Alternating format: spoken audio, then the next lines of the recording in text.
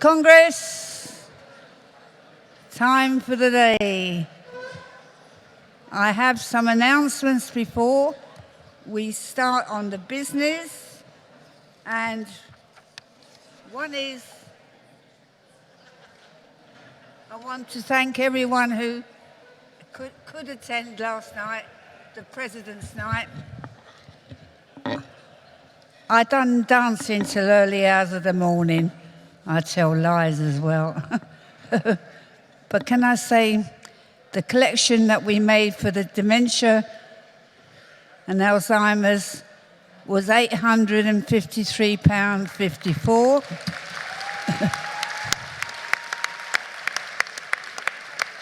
Now, if anyone couldn't contribute last night, please go and see Penny Robinson, and I have it on good authority that the General Secretary, Alan, are you listening? Will double it. So thank you.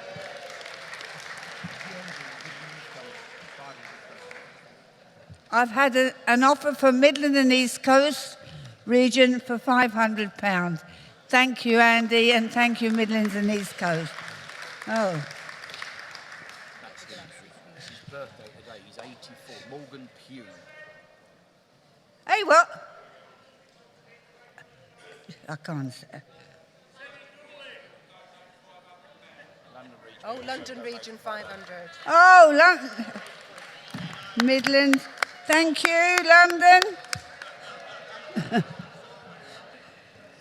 Anyone else? Anyway. Matching it. Always a bidding war going on. Higher. Who's that? Oh, is that the same? Oh dear, thank you very much. Yorkshire region. Tim's having a heart attack here, but don't worry about it. Or Alan Wiley is, I don't know which. It's me. That's Tim. Anyone else? Well, I was given permission. Oh, there, look, Southwestern. Southwestern?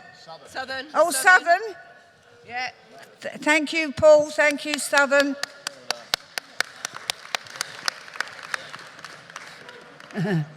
Southern.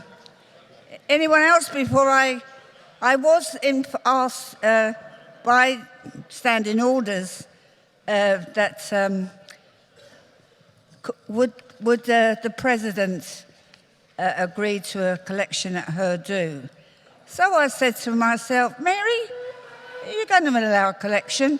Yes, I am. So I want to say thank you to everyone. I really do. And when Tim gets the bill, I've got the smelling salts, so thanks very much. Now, will the bucket collections, please will you inform me how much we have achieved so that I can let the finance officer know and to pay you. And then I will do something really nice for you. I haven't told the General Secretary yet, but I think he knows what's coming. So please bring it up. Okay, I have a pair of glasses that was left last night. Anyone lost their glasses? Maybe they can't see to get in. Anyway, we have them up here on the table. Can you? And Morgan Pugh, Leeds, birthday today, 84 years old. Yeah, I've got it. He has been a GMB member 67 years. How?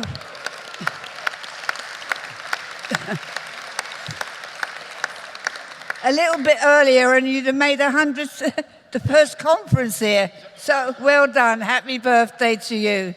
So I had good delegates. Please go to the RMA stand by 2 p.m. and buy raffle tickets on instructions.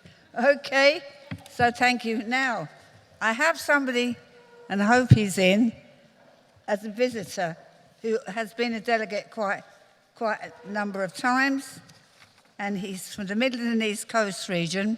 He's not, I've moved him, Joe, I've moved him, Birmingham region, who at the times we had disagreements on this platform. But I want to thank Alan Dudson. He has phoned me quite regular to see how I am. And I want to tell you, I really, really appreciated it. Thank you, Alan, and I'll speak to you soon. Okay, we now, I'm a bit gentle this morning, so be careful. Could I call Congress to order? I've done that last night and would like to thank Patterson and Brewer for sponsoring my do. Thank you so much indeed. And please visit the stalls. You know, they pay a lot of money to come here and do support us, and we do thank them. Can I now move to the Standing Orders Committee Report number 3, and I call on Helen Johnson to move Standing Orders Report. Helen? President Congress, Helen Johnson, Midland and East Coast Region, moving SOC Report number 3. This is just to confirm to you all that the following motions were withdrawn from the floor of Congress yesterday by the regions concerned. Birmingham and West Midlands withdrew 107 and 116, and North Western Irish region withdrew motion 119. In relation to CEC special reports, the SOC would like to remind Congress delegates that if a CEC special report is carried, then any motions in opposition to the report, in whole or in part, will fall and will not be debated. President Congress, I move SOC Report number 3. Thank you, Helen. Anyone wish to challenge? No? I'll move on. All those who accept Standing Orders report, please show. Thank you very much indeed. And Southwestern region, I hope you all had a good time last night, and I'm sorry I couldn't attend, but I know you've been up dancing half the night. I got a report today. So we will now move on to the first of our CEC special reports for today. The report will be moved, and I will then call one speaker from each region. And Carl Parker will speak on behalf of the CEC and to move formally, and to be formally seconded. Okay, so which number are we moving to?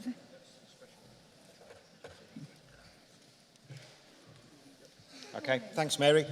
President Congress, Carl Parker, National Training Officer, to move the special report on the review of GMB rep training.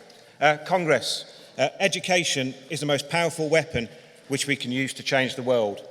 We know that because Nelson Mandela said it. We also know it because it's in our Quick Start Guide, which we've just published to launch at Congress this week. You can pick this up on the National Office stand in the foyer. If we want to change the world, and we're going to change the world through our reps, that means giving our reps the best possible start to their time as a rep, and the best possible training that we can deliver them. And that's what the review over the last year has focused on. The findings of the review are, firstly, that we need to be more consistent in the delivery of our initial support training for reps, so that every rep gets the best possible start in terms of the welcome from their officer into their new role. We'll be looking at rolling out some changes to the IST procedures later on in the year, and as I've just said, we are also launching the Quick Start Guide, which is intended to, rather than give a brand new rep a big pile of paperwork that could be daunting, is to say, here's a very short booklet that you can take away, that you can read, and that will get you started in your role. So I ask you to pick up a copy from the National Office stand. And I'd like to pause just to say thank you to John Stammers from the Comms Department at National Office, who's put an awful lot of work into making sure that this could be ready for you to take away today. Secondly, in terms of giving reps the best possible start, the review told us a few things about the 10-day initial training that reps receive, the 10-day induction course that they go on. And as a result of the findings of the review, we want to fundamentally change that 10-day course. First of all, we want to make sure that we concentrate on the basics, that there's too much within that 10 days as we currently deliver it, and we want to get back to the basics. And what that means is, firstly, that we want our reps to fully understand their role, to really know what their role is, to understand our equality agenda, what our values are, what our politics are, and how they can get on and win for our members. Secondly, we want to make sure that our reps are fully able, and I mean fully able, to represent our members in the workplace and deliver for them. So that will mean being completely on top of disciplinary procedures, grievance procedures, attendance, and so on, and being fully able to represent people through those procedures. And crucially, by the end of the course, that they practice doing so, that we don't send people away with a bit of theory, we send them away with practical experience of having represented people whilst on the course. And thirdly, we want to ensure that our reps go away being fully able to build GMB and to grow the membership. And this goes beyond looking at understanding mapping and understanding how to win the arguments to persuade people to join. We want people to go away with the mindset that power at work comes from a strong membership, and that every non-member in the workplace is a burden on the back of those who choose to join. So it goes beyond the skills of just being able to recruit. It's a mindset and a way forward. In addition to these three things, the three fundamentals of the course, of knowing the role, being able to represent, and being able to build the union. In addition to those three things, there's something more fundamental than that, and that is that we want every rep to finish their induction course 10 foot tall, really proud of being a GMB rep, and really ready and able and confident to go and change the world when they get back into the workplace.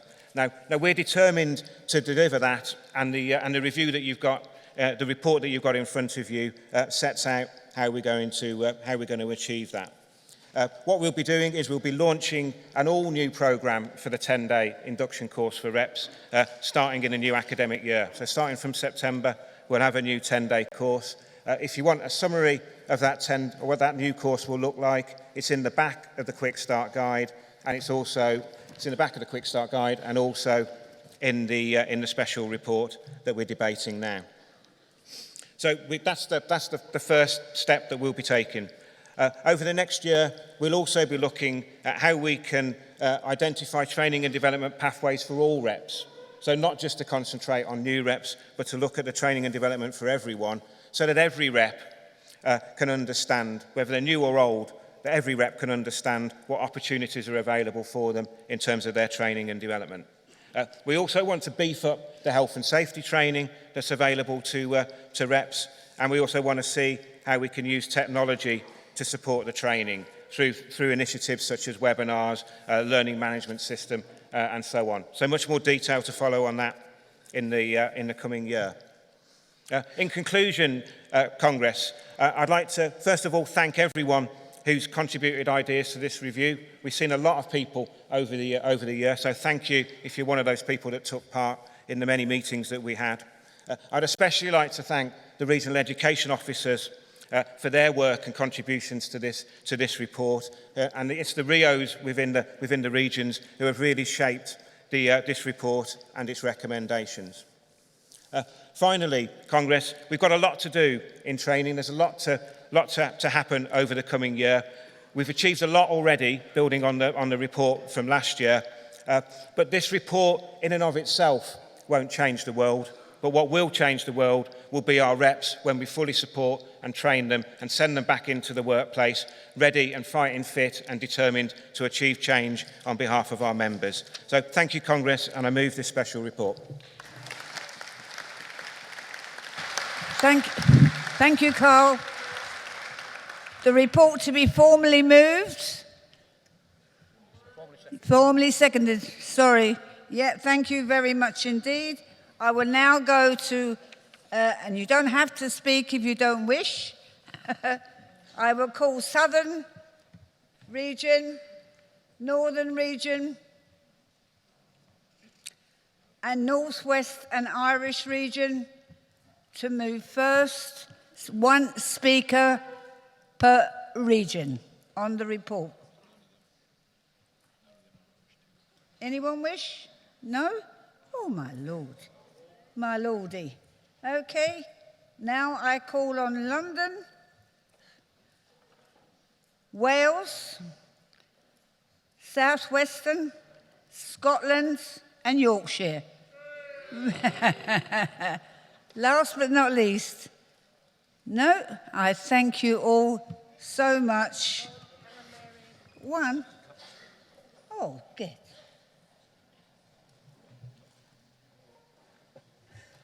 Nigel Warren, Wales and South West Region. Speaking in support of the CE special motion on education and training.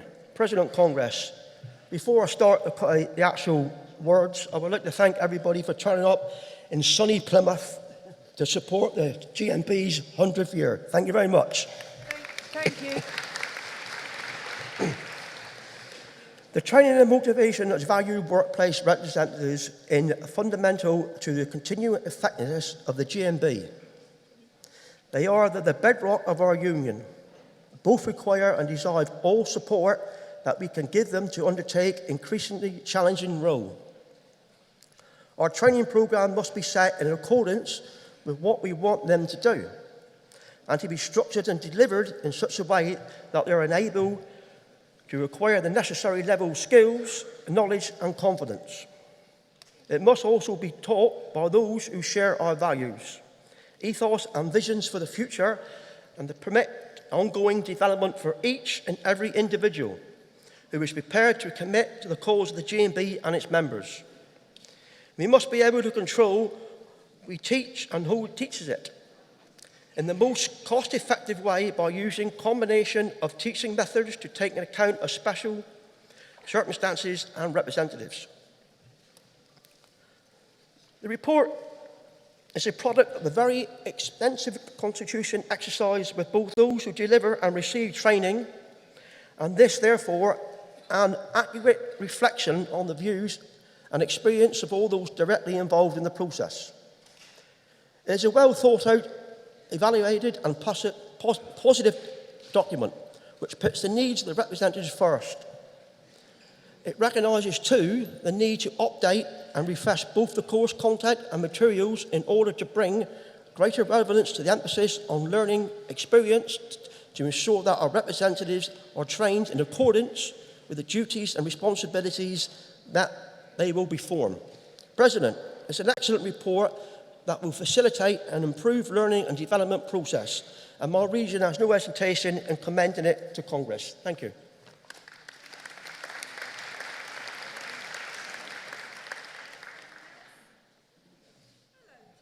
Hello, Mary. Nice to see you.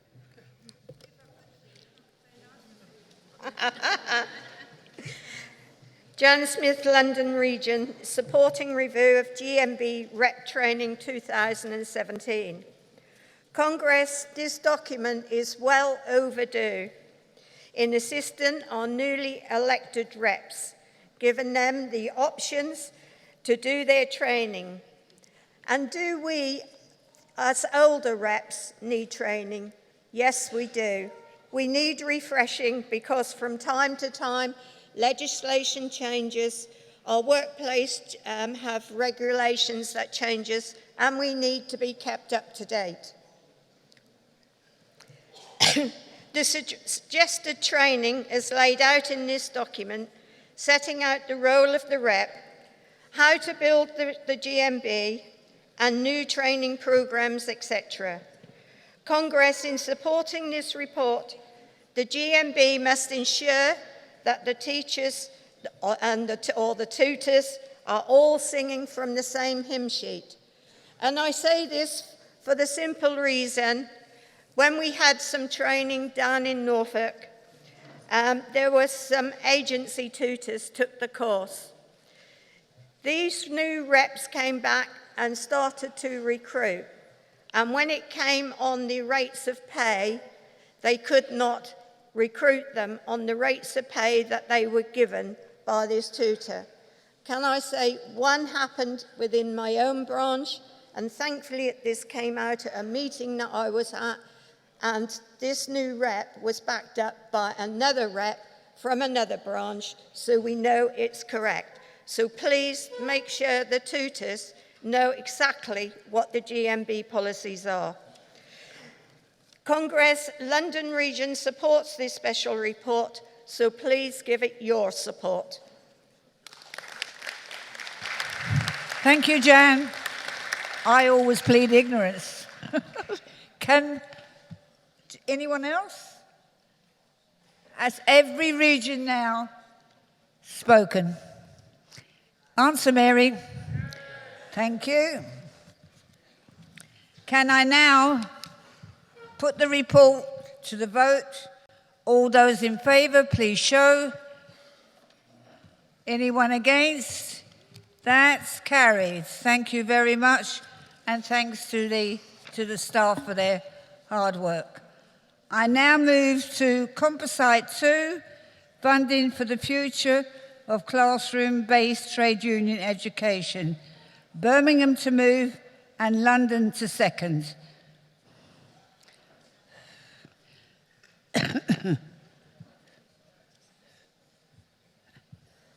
Then I will call Northwest and Irish region, Northwest and Irish region again, and 60 Dyslexia and training. Birmingham. No, I'm moving.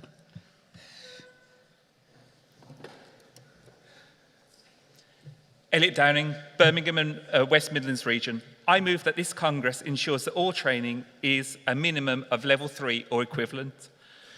Training ensures that all trade unionists work to their most effective when representing, negotiating, or dealing with health and safety issues. Training encompasses many aspects of our jobs, and it can include health and safety, equality issues, initial and further representative training. Cuts to union learning funding from 2014 to 2015 amounted to a drop from 18.9 million to 15.3 million. This seriously undermines training available to reps. In summation, I move that all reps, where possible, be trained to a level 3 or equivalent. Thank you. Thank you very much indeed. Okay. Yes. You jumped the gun. I'm confused enough. Don't start. Can I now ask Birmingham to move? Composite 2. Yeah, he moved 56.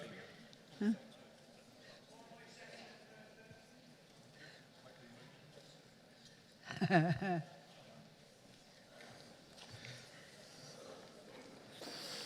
Kevin Baker, Birmingham, West Midlands region. Congress, President. This Congress notes the attack on TU education and celebrates the fact that over 10 years the TUC National Education Programme has trained and developed over 500,000 trade union reps. This has ensured that unions are effectively organised and deliver improved working conditions within the workplace, built solidarity amongst the union reps from affiliated trade unions, and enabled working class people to gain qualifications that have given them life-changing opportunities. The future government funding for trade union education is uncertain. In September 2017, as a result of the withdrawal of government funding, the TUC National Education Programme will cease to exist and be replaced by a non-accredited short online course. I'm not going to have time to read all of it. It's all down in the motions. What I'd like to say that the main point is it's a Tory cut, an attack on the unions, attack on the training. If they can undermine the bottom tier, the reps, so they'll be attacking the main unions. We can't, and I know this union will not allow that to happen. I'm just a plain lad from the Black Country. If somebody had told me 20, 30 years ago I'd have done a diploma in health and safety, I'd have laughed at them. But because of this great union, they'd given me the opportunity, the encouragement and the support to do that. I've nearly finished here, and I'd like to say thank you. I move. Kevin, you've done a grand job. Well done. London? Thank you very much indeed. Anyone else? No? That's quick. Thank you. Can I now? 57, Northwestern Irish region.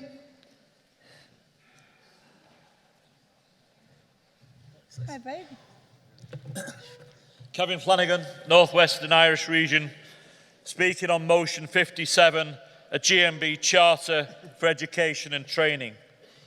Colleagues, we've seen unprecedented attacks, and you've heard me at this rostrum on many occasions asking for support on education and training. Why? Because it's at the very heart of what this movement stands for. It's the very heart of helping people to get out of exclusion or excluding them from the world of work. It's the way in which we actually enable people to take control of their own lives and to have a future destiny. We've seen the unprecedented attacks on education and training. But there's new dimensions that have entered the marketplace because now they've turned it into a market. We've now got contractors who are bidding for education and training contracts at the exclusion of many training and community training organisations who have set up companies to bid for training contracts. Then what do?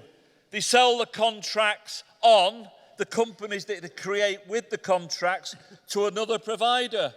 You've got management companies bidding now for main training contracts, even though they don't even employ one tutor. This is becoming an absolute disgrace. This is being done in our name. This is not adding value to education and training anywhere in this country. It needs challenging. And the way I say it needs challenging because I think this movement, this great GMB, on the foundations of our forefathers, what we need to do is to have an integrated strategy for education and lifelong learning across this organisation and across the trade union movement. We must reclaim the ground that was always ours. We have a position now where we have 3 million workers who actually are level 1 or below. Within 6 years' time, the need for people with level 1 and below will have dropped to 1 million. What's going to happen to the other 2 million? What's going to happen to them? My fear is they'll be forgotten, they'll be excluded, they'll be marginalised. Congress, I ask you to support this integrated motion. I thank you for the formation of the Lifelong Learning Committee and the important work that that's now doing. That can pull it together. That can develop partnerships with providers. We must take the ground which is ours and belongs to our members because dignity through education is vital. It's a vital part of this movement. And make no excuse of putting this motion forward, and I will work till my dying day to achieve it across this great movement. Congress, I ask you to support it, not just for yourselves, but for the generations to come. Congress, I move. Thank you, Kevin. Well done. Seconder? Jo Pitchford, Northwestern Irish region. In order for a successful society, we need to make sure that we continue with lifelong learning. We ask for this charter because we feel that age really shouldn't be a barrier to learning, and neither should access to well-funded, accessible training for everyone. It shouldn't be unaffordable or unavailable. A GMB Charter for Education and Learning would support the road to improving this access, regardless of the result on June the 8th. I second. Thank you. Colleague.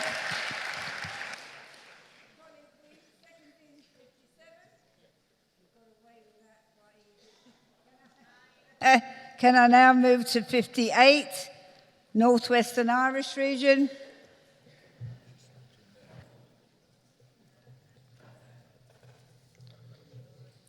Good morning. My name is Alan Malcolm. I'm from the Northwestern Irish region. First time speaker, first time Congress.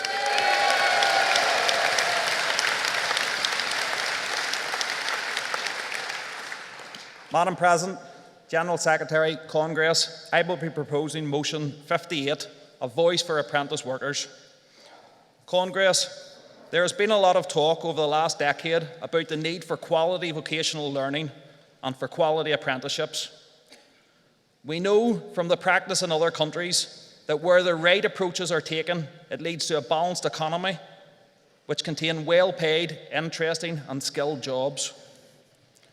We also know from our own experience that where the wrong things are done, we end up with low-grade schemes which get called apprenticeships, but which the apprentice play very little part in being central to their learning and development, where the training itself leads to a low skills, low wage equilibrium. Many young people who undertake apprenticeships in good faith find at the end of the apprenticeship that they are not qualified for anything. Recently, I was speaking to a group of young people in Belfast who had undertaken an apprenticeship to become joiners. A good thing, you would think. However, these young people were told that their apprenticeship was a level 2 apprenticeship, and if they wanted to take their apprenticeship further, i.e. to level 3, they would have to find an employer willing to take them on. These young people were unable to get an employer to take them on and have found themselves effectively on the scrap heap, having wasted 2 years in an apprenticeship leading them nowhere. The only gainers being the employers and the training providers, all short-term gain to the detriment of these young people and the wider economy. This needs to be exposed as the disgrace that it is, and a key way of exposing and stopping this is for the GMB to facilitate young people in gaining a much-needed voice at that table. The outcome of this is a mixed jobs, low-wage economy, where the potential of our young people is being wasted and where our young people are simply not being given a chance. Congress, this is a disgrace. Congress, one of the main reasons why this happened is because workers and potential apprenticeships are not given a voice and practical input before their apprenticeship starts, and that the journey of an apprenticeship is decided without consultation and the learner. Fundamentally, this is a transaction between the training provider and the employer. Congress, it has long been established fact in learning that when the learner is directly involved in constructing and learning, the outcome is likely to be successful simply because the learner has participated in the whole process. Alan, will you wind up, please? Congress, I urge you to back this motion.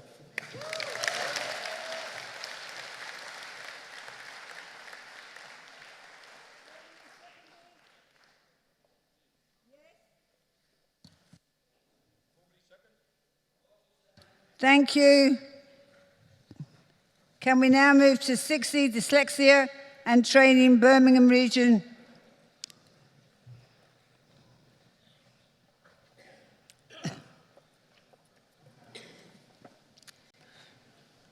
President Congress, Lisa Harper, Birmingham West Midlands region, first-time delegate.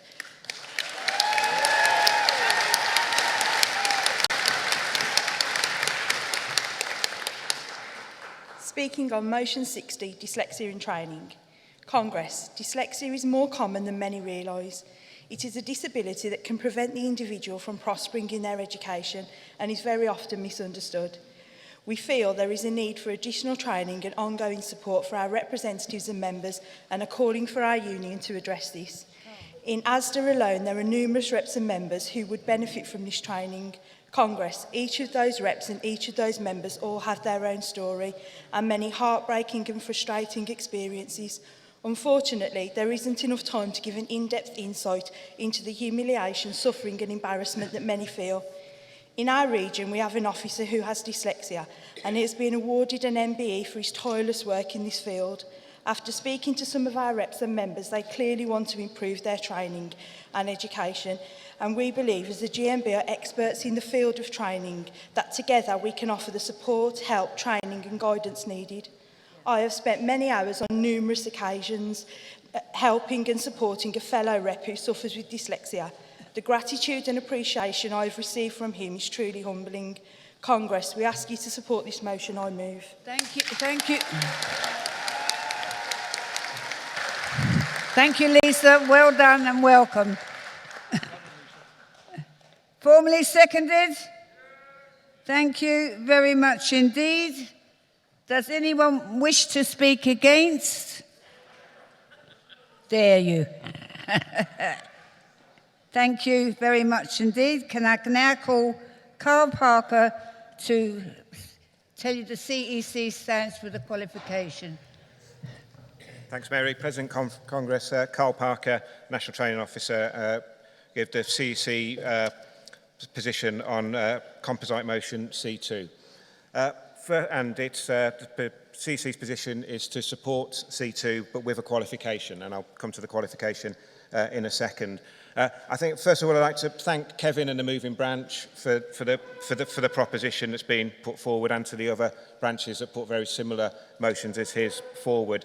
It is helpful to highlight the importance of continuing TU education provision via the TU studies units in colleges. So thanks to the branch for that. And also thanks to Jan from London Region for your comments earlier about the special report.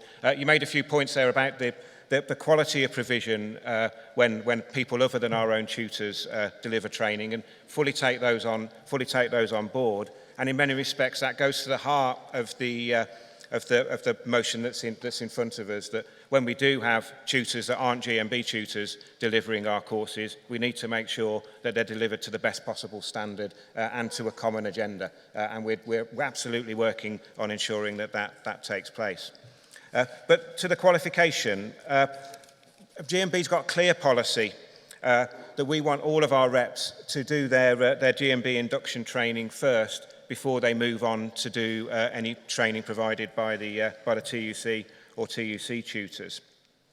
We want to make sure that reps do things our way, in other words, from the training that we provide them. And for a brand new rep, we want them to be trained by one of our own tutors and welcomed into the GMB family accordingly. So first and foremost, we need to protect our ability to be able to do that, our ability to deliver our own induction program. We also need to ensure the maintenance of our program, and this is what we've been doing over the last year.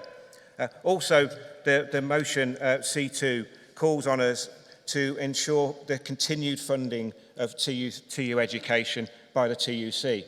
Now that in first principle sounds great, but who's going to foot the bill if the TUC are going to be paying for TUC education delivered by the units? Well, it's going to be us, as an affiliate member of the TUC. Now, the shortfall in funding amounts to about £4 million in terms of what the TUC would have to put in if it was going to guarantee all future delivery of TU education via the colleges. If we're roughly 10% of the size of the TUC, that's a £400,000 cost to us. The qualification is that if we were to deliver absolutely every word of the motion, it would mean that we'd be having to fund huge amounts of money that could be possibly be better spent elsewhere in terms of GMB provision.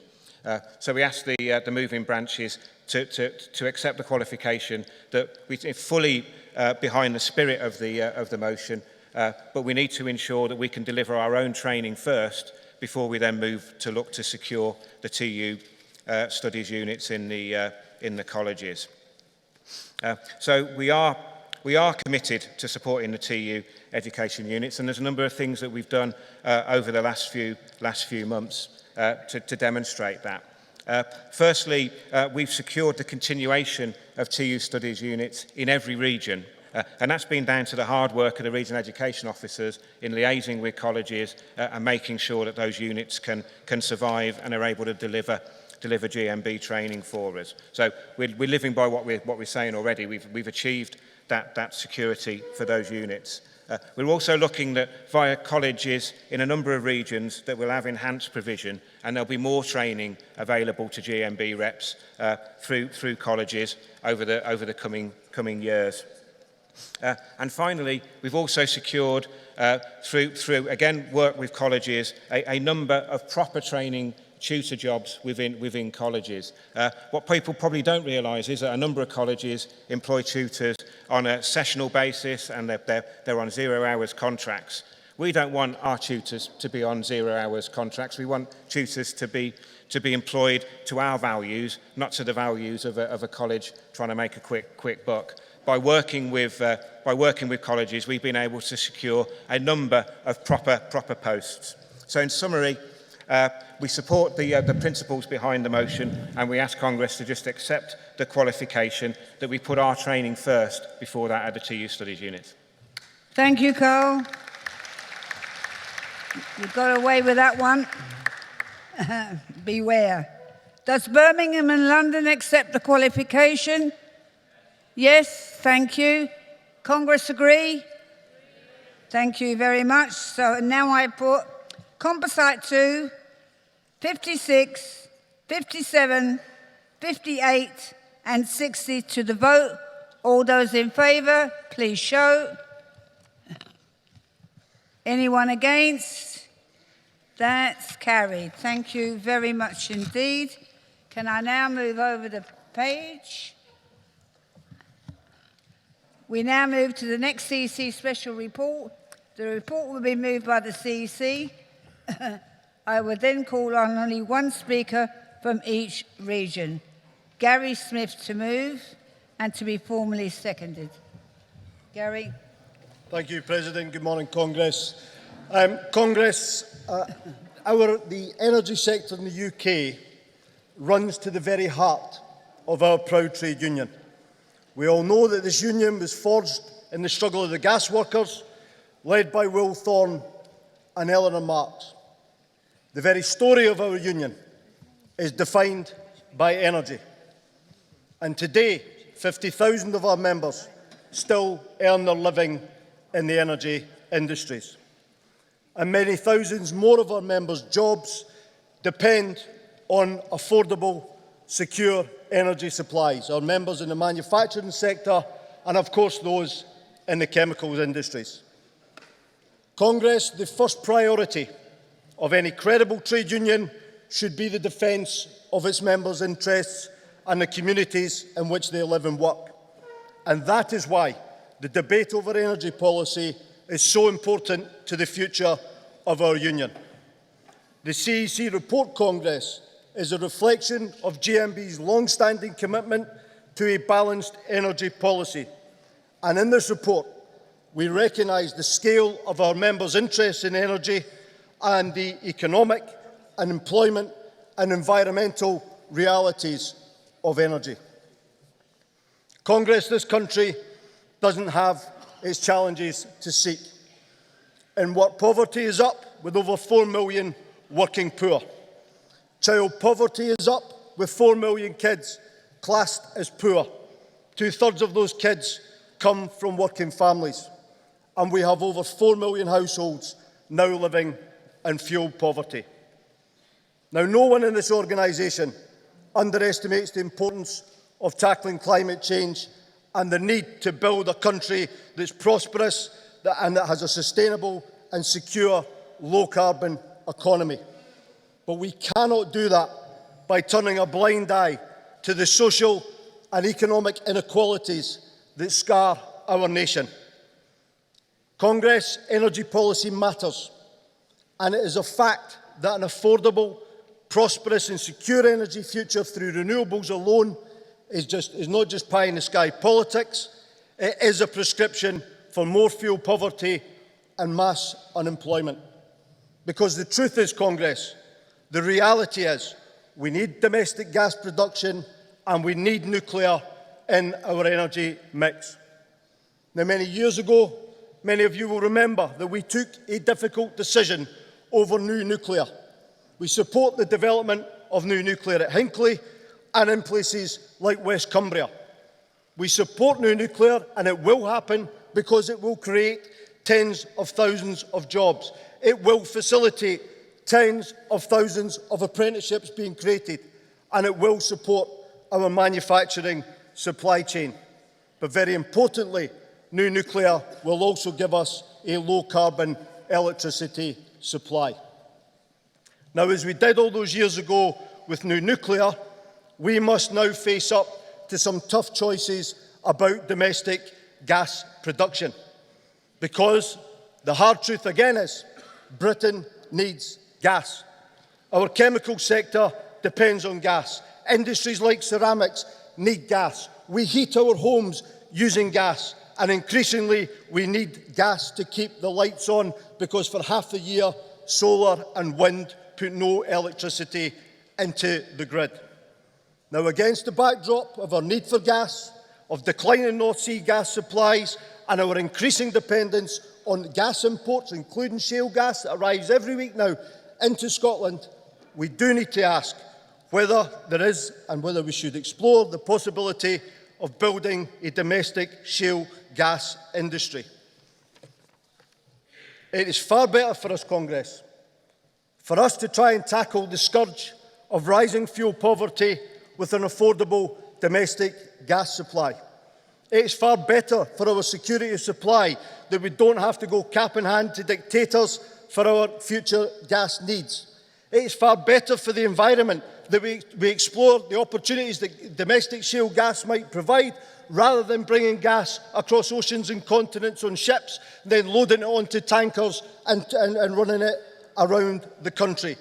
And surely it is far better for us to explore the opportunity of creating jobs in a regulated and unionised domestic shale gas sector. Congress, the CEC, asks you to support this report. This report is rooted in the real world. This report defends the interests of our members, and this report recognises that as we seek to deal with the realities of climate change, we need a balanced and pragmatic energy strategy.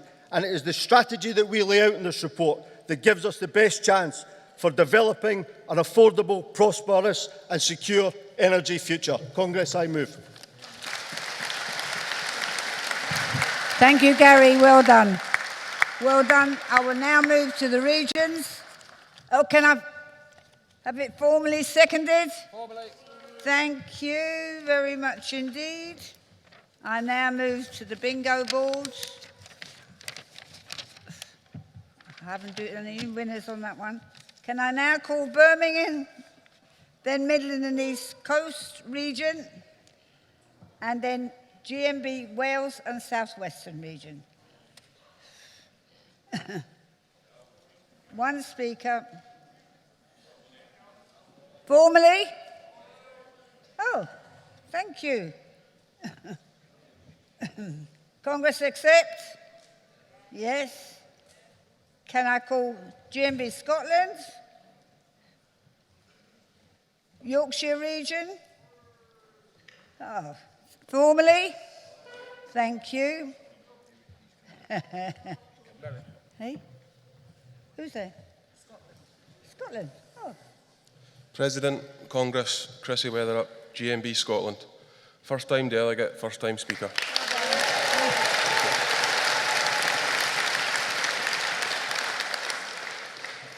I'm speaking in support of the CEC report. For workers like me and my colleagues, the energy policy of my trade union matters because it is a statement of intent over the safeguard of our livelihoods. It sends a clear message to my employer, to politicians and to the public about my trade union views, how my trade union views the future of my sector. It's a message that defines who we are and what we stand for. Congress, it's industries like mine that will be at the forefront of technologies and systems that will deliver cleaner and greener energy supply in the decades to come. But we also want to make our energy supply as affordable and secure as possible, and we want people to have decent jobs and opportunities in delivering this. We're not blind to the realities of climate change. We want our country to make that transition towards a low-carbon economy, but we want it to be a just transition. That's why we need a balance in our energy policy. Congress, a credible trade union stands for the defence of its members' interests.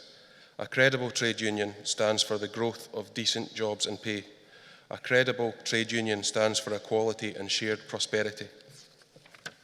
Congress, that's why I am a GMB member, because we are a credible trade union. And by supporting the CEC report, we can further strengthen our credibility, not only in the energy sector, but in the wider debate about the future of the UK's energy policy. I support. Chrissy, thank you very much. Well done and welcome.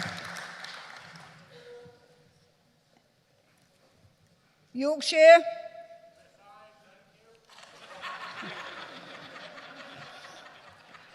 Oh dear, I'm missing that cheer. North Western Irish region?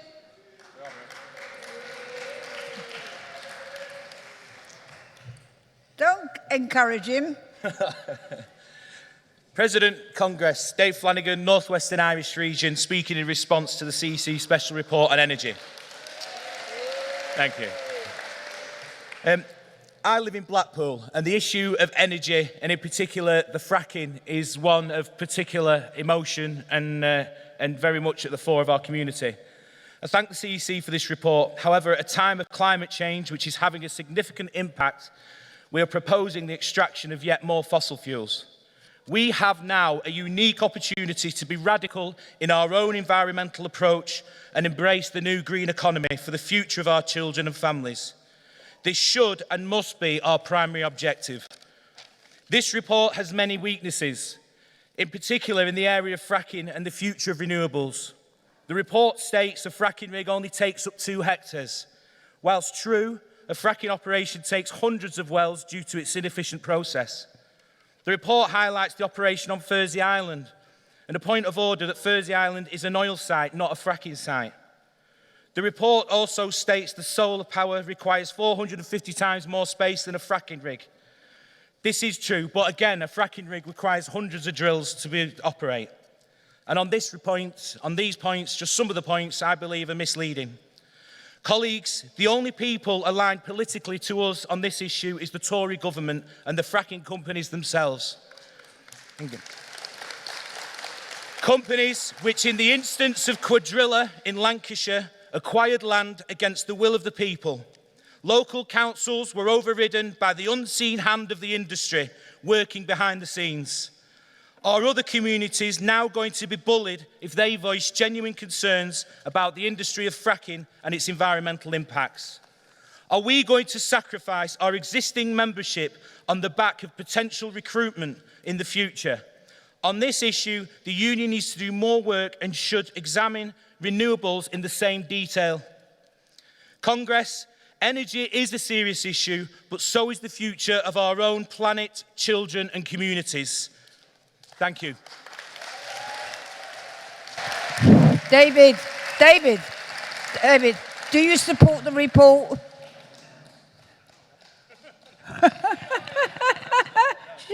Should I ask, can I have it formally seconded? Thank you very much.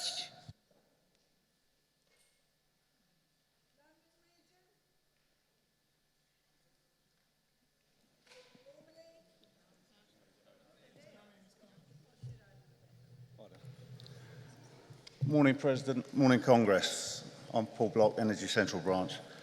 I do actually support the report, so I'll be asking for you to support it as well.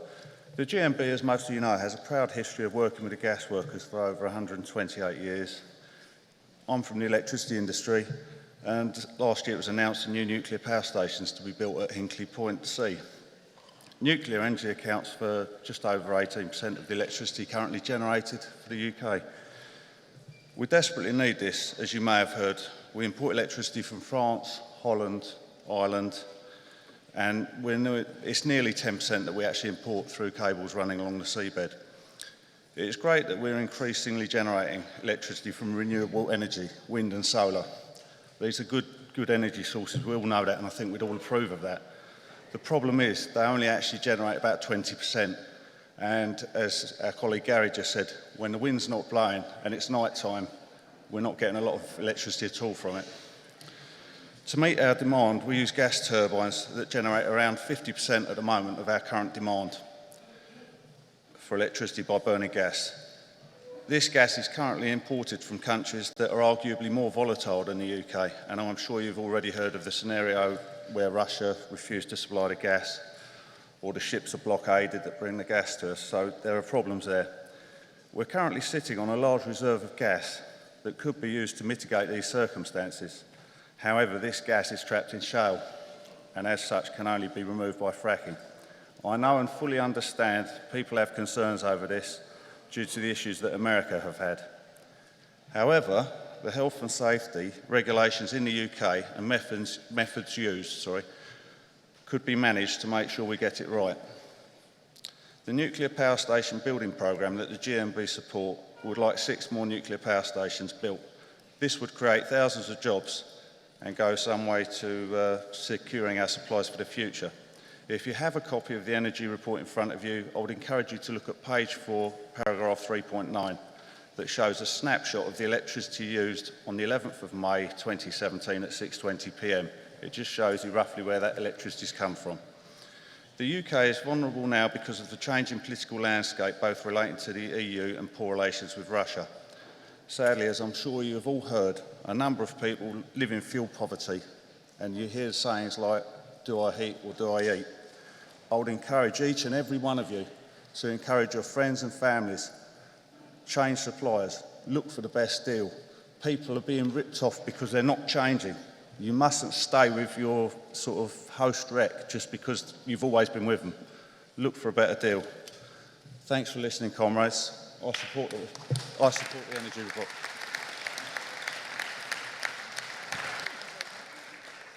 Thank you very much, Paul. Formally seconded. Thank you. 1, 2. Can I now call Southern Region and Northern?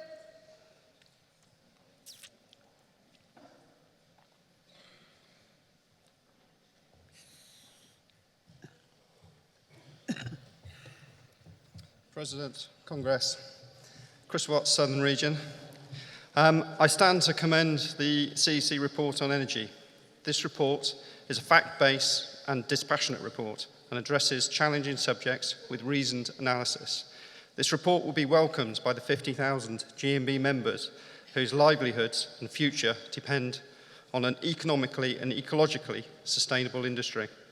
The report shows a clear commitment to renewable energy and understands the technological and economical challenges. It is vital that our route to sustainable low-carbon energy production broadly follows the aspirations of the Paris Climate Change Agreement. It understands that lower CO2 emissions are underpinned by energy production from nuclear and gas energy production, including the emerging shale gas industry. It is disappointing to hear last year a member of my own region at a commercial services meeting suggested that gas production should cease without considered argument for jobs, affordable energy and sustainable reduction of CO2 emissions. To this end, I'm concerned that opposition to shale gas production has become a stalking horse for those intent on opposing the gas industry as a whole. Her position is surely at odds with the GMB ethos. This report clearly states the GMB position in support of our colleagues in this industry, and I urge you to support. Thank you.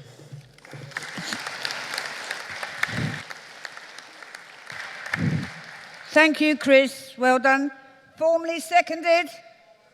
Thank you very much indeed. I understand that we have someone from Southern Region there to speak against. Well, I'm afraid, as your region has accepted the report, I will not be calling you. No. No, no, no, no, no, no. No, we've had one, and they are supporting your... They're the rules. They're the rules. Please. This is Standing Orders Committee Report number 1, and I'm sorry, anyone against in relation to their region, I am not accepting. Pardon?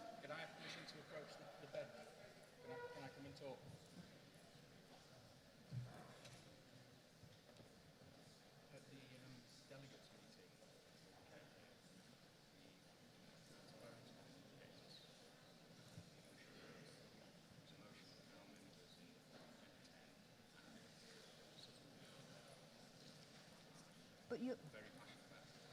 No, your region... It is... I am not mandated. Your region has mandated you, and you'd have to have the authority of your region because you'll be speaking without. I am. You've had the standing orders.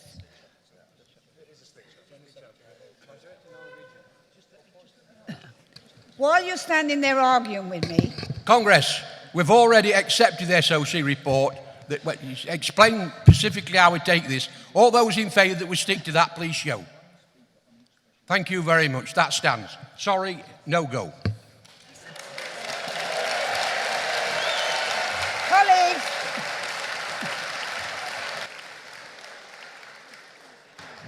Congress agree? I'm sorry. I'm sorry. They're the rules. I am... It's not a stitch up. It's the rules. You should have challenged the Standing Orders Committee this morning.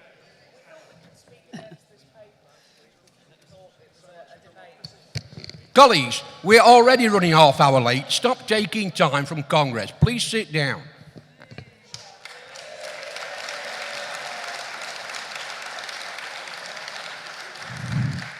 Thank you. I know how sincerely you may feel about it, but they're the rules. Your region has the full authority, and you don't have their support. Can I now move to the Northern region? Formally seconded. Thank you very much. I have on the platform Justin Bowden with me. Gary, do you wish to speak? Gary Smith. Thank you, President Congress. I am conscious of time. I take the point from North Western Irish region about the paper needing work. I actually think the report is one of the best reports we've produced. Somebody used to look after the energy sector. I congratulate Justin and the team on doing it. But of course it needs work. But let's also face some facts about the renewables industries. The renewables industry, the turbines, are built in Germany and Denmark.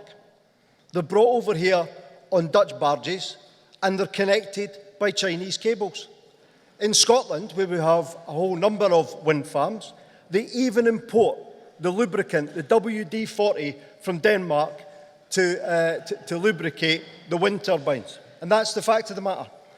And the idea that we can separate renewables from gas is just a fallacy, because the high-tech plastics that are in things like the turbines come from the chemicals industry, which in turn depends on gas.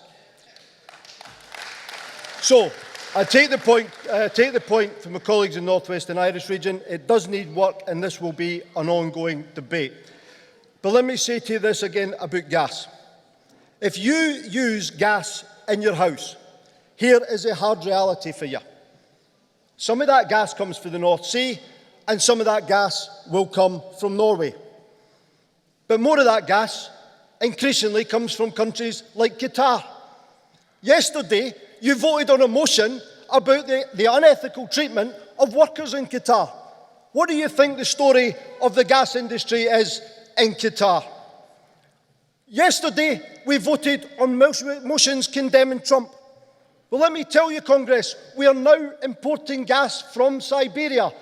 Gas that was arrived at through deals that Trump's people did with the Russians. And that gas is supplying some of the remotest and poorest communities in Britain. So I say this to you, and finally I'll say this about the fracking piece. We have been fracking in the North Sea for 40 years. Our members drill and frack in the North Sea. That's the truth of the matter. Now, if you're prepared to rip out your gas boiler, given these facts, if you're happy to live off the grid, then by all means, vote against this report.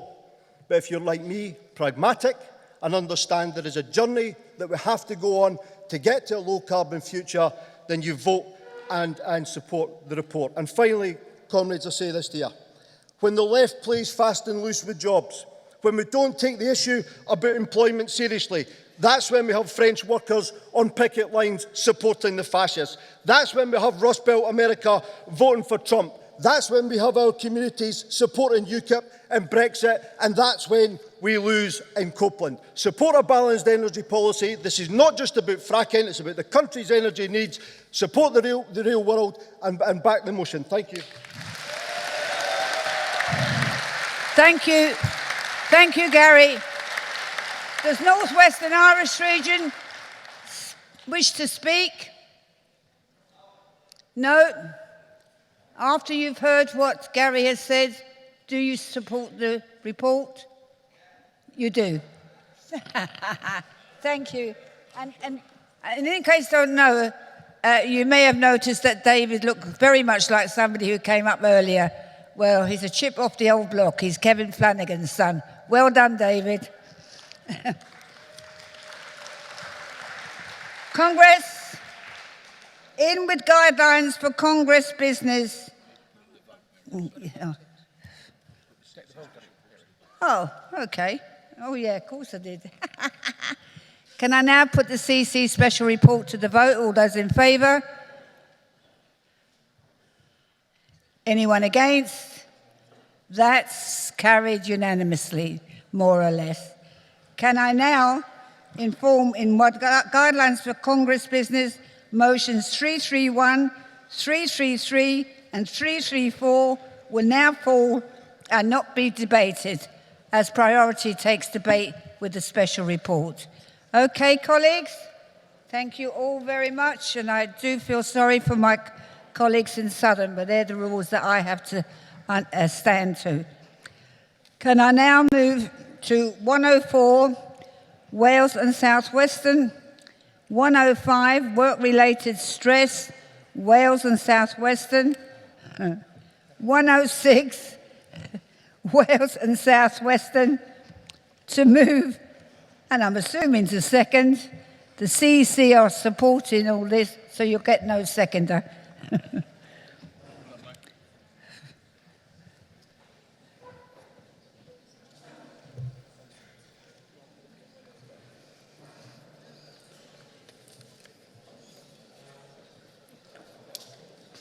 President, Congress, Dean Ismay, Wales and South West Region.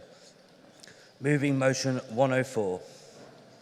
Congress, the government has indicated that employers may, in principle, be able to overrule GP's advice in a fit note as to whether or not a person is potentially fit to return to work. The little notice change was incorporated into the guidance on the fit note published by the government, and this could allow an employer to give precedence to the views of an occupational health advisor over those of a GP.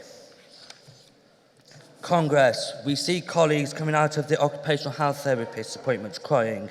We are very concerned that in some cases, undergoing cancer treatment may have been evaluated as fit to return to work, or because they've turned up to the occupational health appointment.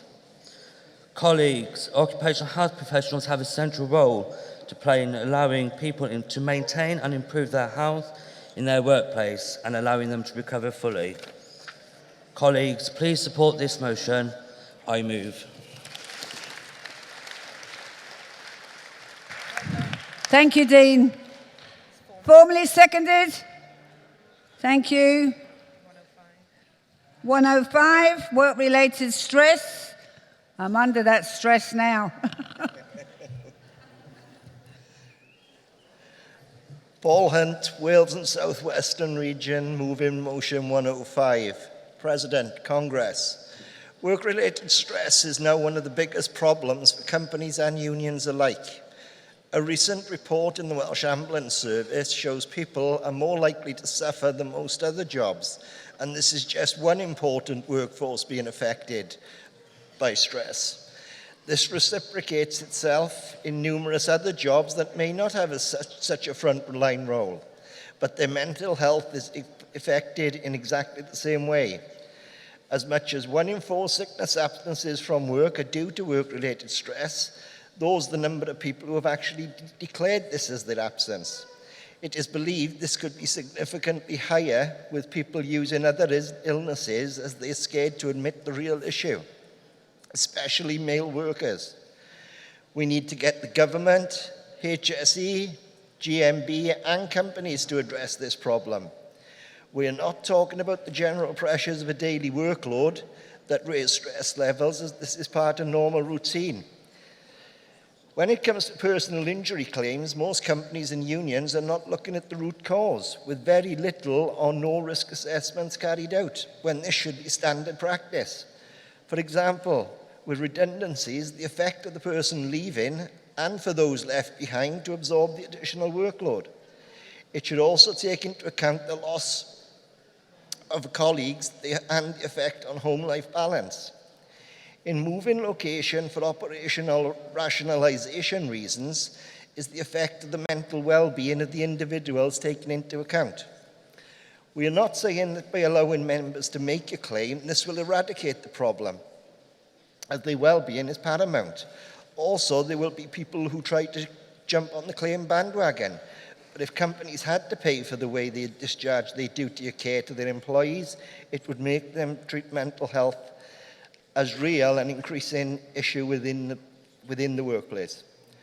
Work-related stress is not like a cut you can see heal. It is long-lasting and extremely damaging, resulting in a devastating effect on the individuals and their families. Employers need to consider the changes to work patterns, workloads, reorganisation, closures, depot moves, and any other changes in the workplace. That mental health and well-being of the people affected is paramount when these changes are made. Mental health well-being within the workplace is an increasing issue, and I call upon Congress to promote and challenge the effects it can have on our members. I move. Thank you very much, Paul. Formally seconded? Yep, thank you. Can I now ask the mover of 106, Wales and South Western, electronic tracking devices? Hugh Workman, Wales and South West Region, moving motion 106, electronic trafficking devices. President, Congress, we don't live in a totalitarian state, but sometimes it might feel like we work in one, given the increase in workplace surveillance by some employers. Many employers choose to monitor phone or online access by their employees, while others resort to CCTV to monitor activity at work. This is often justified as safeguarding staff, protecting business interests, ensuring the quality of customer service or compliance with legal and regulatory obligations. But too often, employers fail to find a reasonable balance between the supposed purpose of the monitoring and an employee's right to privacy. Too often, employers fail to assess the impact that monitoring may have on the workforce, or fail to inform staff of the nature and extent of the monitoring. And sometimes employers fail to make it clear how this information will be collected, stored and used. Many employers now use GPS in company vehicles to track how fast employees are driving, how long they take for breaks, and where they're located. Placing tracking chips in mobile phones may soon become common custom at work. Congress, Big Brother systems are now watching over about half of the workforce in this country, increasing anxiety, stress, and already high staff turnovers. In unorganised workplaces, employers simply act on the assumption that staff are up to no good, instead of building relationships of trust and confidence. In many workplaces, surveillance is just an exercise in asserting management power. The prevalence of intrusive surveillance is spreading across all industries, with those in lower paid jobs more likely to experience it than those in professional and managerial roles. Surprise, surprise. To our union, the threat of increased surveillance presents an organising opportunity.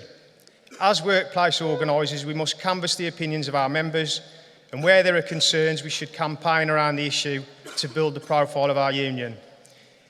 Every organised workplace should be covered by a coherent surveillance and monitoring policy, setting out a clear code of practice to be applied fairly and consistently. A policy which counterbalances the interests of the employer with the rights of the employee to dignity and privacy. Guidance for workplace organisers to help them understand and negotiate the key points of these policies would be a good start in addressing this issue. I move.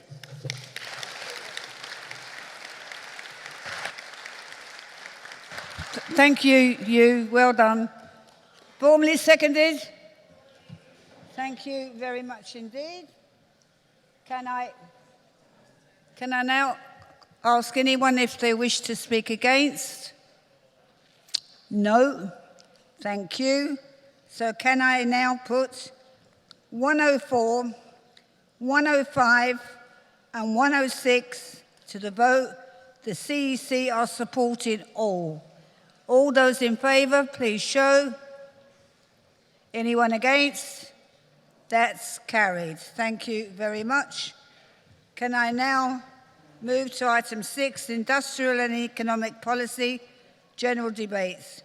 Can I call Southern Region 214, 213 Offshore Jobs, GMB Scotland.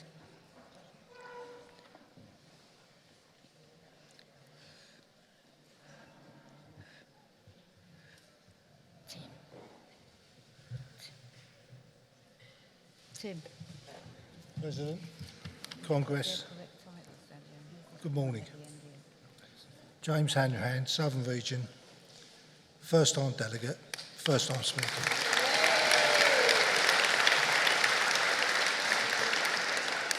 Moving motion 214, taxpayers having to meet the cost of bailing out the banks again. Following the financial crash 2008, people have paid the price for the bank's greed. It's outrageous that working people have bailed out the banks and the banks do not have to pay them back. This government keeps talking about UK debt levels and they claim that's why they've imposed austerity on working class people. If banks were to repay all of the money with interest, there would be no need for austerity. Imagine one of our members went to the bank and asked for a loan and said they didn't want to pay it back. The banks would laugh at them. But this is effectively what has happened to the British taxpayer. There is a way of stopping this happening again. Mervyn King's proposal for a pawnbroker for all seasons. Here's how it works. When things are calm, each bank must take its assets to the Bank of England shop, which casts a pawnbroker's eye over the lot and grades them. Government stocks might have a pawn rating of 100%, whilst riskier assets would be good for only a percentage of the costs. Some of the clever examples of financial engineering would attract a savage write-down. This is a way of making sure that banks only risk what they can afford. Leading up to 2008, the banks got away with murder. They feathered their own nests and the working class is footing the bill. The banks benefited in the good times. We shouldn't have to pay for the bad times. A policy like this will go some way to ensuring that British taxpayers never have to dig as deep again to bail out the banks. Congress, I move. Thank you.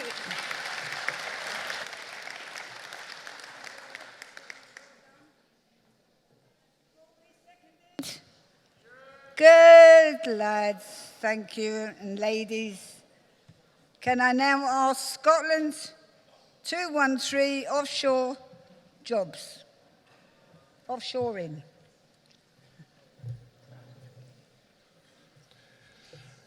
President, Congress, Chrissy Weatherup, GMB Scotland, moving motion 213, offshoring jobs. Congress, let's be clear, there is one reason and one reason only that the big corporations ship jobs overseas. They do it for profit. They may dress up their intentions, they may bluff and bluster about efficiency savings. They may produce consultant reports to show how much customer service will improve. They may even pretend that they care about the workers here that will lose their jobs, but none of that masks the truth. They offshore jobs without a care for those they discard because they can utilise cheap labour elsewhere. In the energy sector, the big six energy companies have substantially offshored in the past and continue to do so. Despite the high prices they charge and the substantial profits they make, the big six are unconcerned by the declining service to their customers, which is the result. Our members who work here are left to pick up the pieces, being put under pressure to perform and getting the blame for delays caused through offshoring, and it's getting worse. It's a cynical, profit-driven and ruthless business model which exploits those employed overseas on lower wages and in poorer conditions. Congress, since this motion was submitted, we have seen a major meltdown of the British Airways computer system. This is a classic example of the problems caused by offshoring, which GMB has been at the forefront of. It was absolute chaos. Thousands of flights were cancelled, thousands of customers were stranded, and thousands of holidays were ruined. The systems crashed so completely that the airline simply could not function at all. Congress, only last year, British Airways completely offshored its information technology function to India. Hundreds of GMB members, loyal and competent staff, were thrown out of work. And then the system crashed. Well, what a coincidence. But you know, Congress, we need to be concerned about the current and next rounds of offshoring as well as the results of previous bad decisions. This is still being embarked upon in the energy industry, and with Brexit, we are only going to see more. My GMB colleagues in the Scottish bottling industry, as another example, are seeing big companies like Diageo move their jobs not to India, but into the EU. Congress, we need to be ready to renew our fight against offshoring wherever it occurs. Let's show these companies that they can't play with the job security and future hopes of GMB members. Please support the motion. Thank you, Chrissy. Well done. Formally seconded? Yep. Thank you. Does anyone wish to speak against? No? Thank you. So I will now put 214 and 213 to the vote. The CEC are supporting. All those in favour, please show. Anyone against? That's carried. Thank you. Colleagues, I've been joined on the platform and I apologise to Lindsay Mann. Lindsay, you're up here and I didn't announce you, who was the National Health and Safety Officer at Head Office. And on my left, Maria Ludkin, Director of Legal and Corporate Services. And of course, Jude Brimble, National Secretary of Manufacturing. Welcome.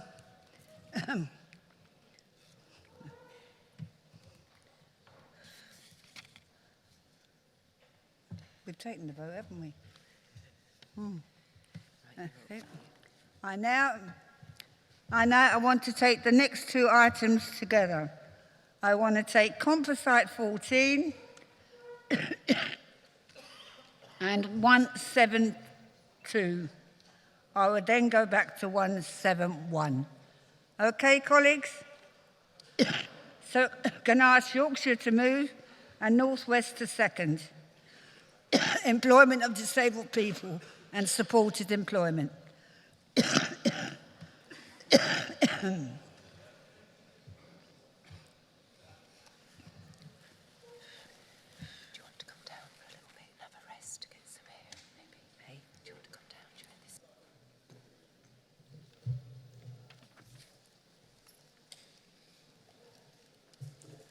Phil Steer, Yorkshire and North Derbyshire region. Moving Composite 14. President, Congress. We call upon this Congress to set out its stance on supported employment and come up with a viable strategy and new policies of the GMB to support employment, which can be presented to the next Labour government, which hopefully will be Thursday or Friday morning, if all things go well. Ideally, any such policy needs to reflect the abilities of the workers, the working disabled, right? And sorry, I'm getting my words mixed up with this. The contribution of those with disabilities can make in today's society just as much as normal people. So, if they're given the opportunities, right? Workplaces like disabled, like Remploy, which was set up by the Labour government, is now near enough defunct. It works in I believe they're the only ones that are left in Wales. All the rest have been scaled back. Right? This isn't on. Disabled people have a right to work, and we need to be able to encourage them because they've got as much to give as everybody else. Right? So I wish you to. I move this motion, and I want you to support it. Thank you.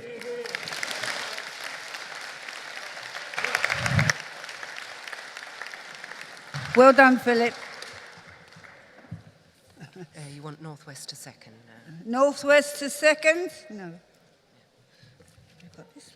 Joe Smith, North Western Irish Region, seconding Composite 14. President, Congress.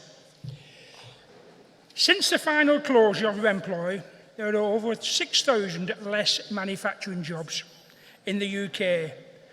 The government is £150 million better off, and disabled people have less opportunity for work. A new approach is required, and the future Labour government must be committed to bringing back a system of workplaces tailor-made for disabled people. We do not want to bring back a system like Remploy, where 480 managers, non-disabled, managed it cost 40% of the subsidy. We want to see a new, vibrant way of working with disabled people, taking control of the means of the product, making the decision on all aspects of the business, supported by trade unions and part-financed by a wage subsidy. For every disabled worker employed in an establishment owned by workers, a wage subsidy of 50% paid by the government. We want to see more social enterprises, such as workers' cooperatives, set up and not-for-profit organisations. A central fund to be established for start-up funds. Every local authority to provide rent-free properties. Fully bona fide organisations to start up business on a basis I have described. GMB can play a leading role in this. Together, we can bring back the much-needed support that disabled people have lost. Recently, in York Disabled, a young man who has never spoken since childhood recently started a work experience at York. Our members are working with him to prepare him for his future. Without York Disabled Cooperative, there will be nowhere for him to go, nowhere whatsoever. Comrades, I fully support the direction of the GMB and the Labour Party on taking on bringing out our new living wage of £10 an hour. I also agree that each disabled person working in establishments like social enterprises and workers' cooperatives deserve the same rate of pay as any able-bodied person. This is why this much-needed subsidy is required to top up the wage. Please support our vision for change. Thank you, Joseph. Formally seconded? Oh, of course it was, yeah. Can I just make this comment? No one, but no one, pulled every stop in the book to save our employees' jobs. I was so proud of my union, but in the end, the Tories won. And there was, Labour mustn't get off the hook either, and they felt the other end of my tongue. I still feel maybe we should let them go a bit more. But thank you, and for the new delegates, just to know we didn't stop for nothing. And Paul Kenny done so much in the regions. So, okay, thank you.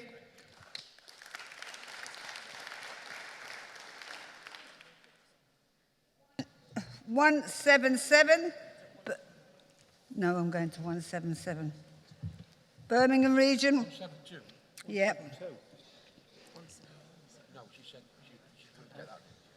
172. Yeah. We're on 172. Yeah, but I'm going here. Carry on. Carry on. Yep, we'll get over the dispute in a minute. Where are you? Madam President, Congress, Brian Sample, Northern Region, first-time delegate, first-time speaker.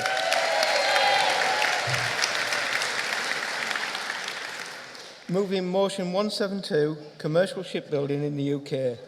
Congress, the commercial shipbuilding industry has been blighted for decades by privatisation, lack of vision and cutting the rate for the jobs. Last year, the UK voted to leave the European Union. I fully realise the shipbuilding industry have adopted a very short-term approach to the industry and our members. Too many big firms have been only interested in their short-term profits or keeping their current paymasters, with little thought for going out and getting wide and varied work. But Congress, the reality is, in the UK, the terms of shipbuilding has a golden opportunity. Congress, that's absolute scandal. If we have the chance to rebuild our shipbuilding industry, we also have the chance once again to demonstrate that we are a maritime nation, and we have the chance to use our own decision making in the UK to develop a new approach to commercial shipbuilding, and that we will see our members prosper. If we fail as a nation to take the opportunity and use this facility, that we will have failed our people. And if we fail as a trade union to campaign making a success of our shipbuilding industry, we will be failing our members, their families and our communities. Please support I Move. Thank you, Brian. Formally seconded? Yep, okay.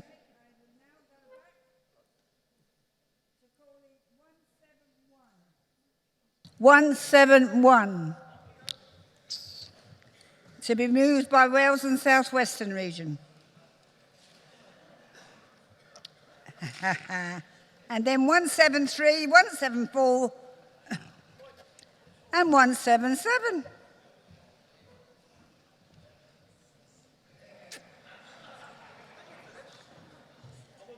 You've just upset him. Carry on. Thank you. Nigel Warren, Wales and South West Region, moving motion 171, the Parker Report. President, Congress.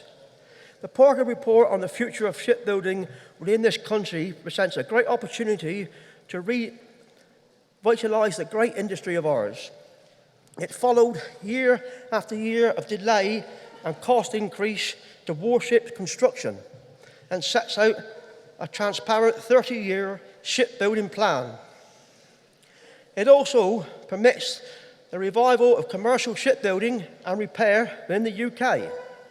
And the proud relative week, there is a real prospect of yards like Appledore and Devonport in my region to really expand and start winning foreign orders again.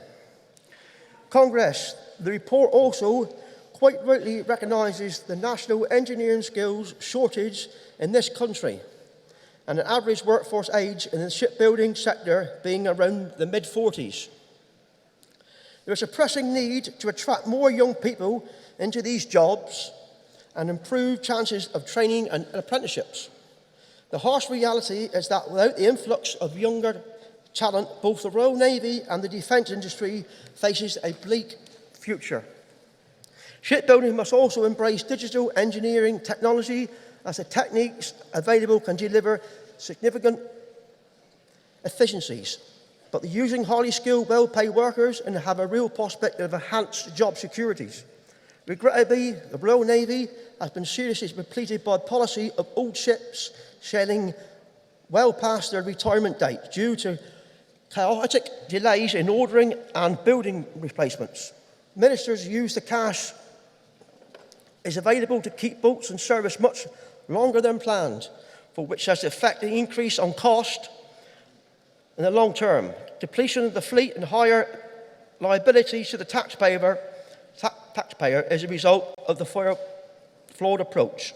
Take an example of the delay in building the Type 26 frigate, which is a crucial protection aircraft carriers in the enemy submarines.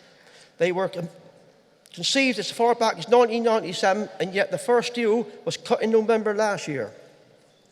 In contrast, it took 5 years to build a whole class of luxury cruiser liners, the Royal Caribbean Quantum, to the seas.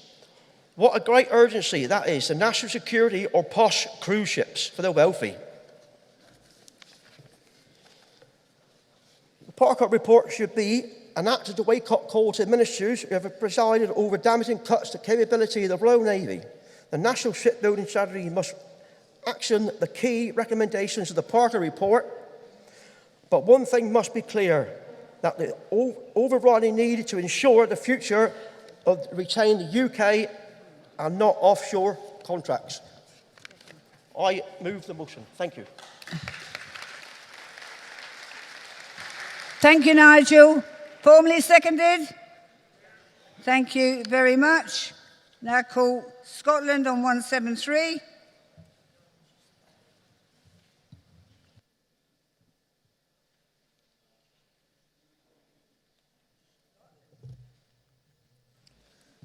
President, Congress, Liz Martin, GMB Scotland, moving motion 173, North Sea decommissioning.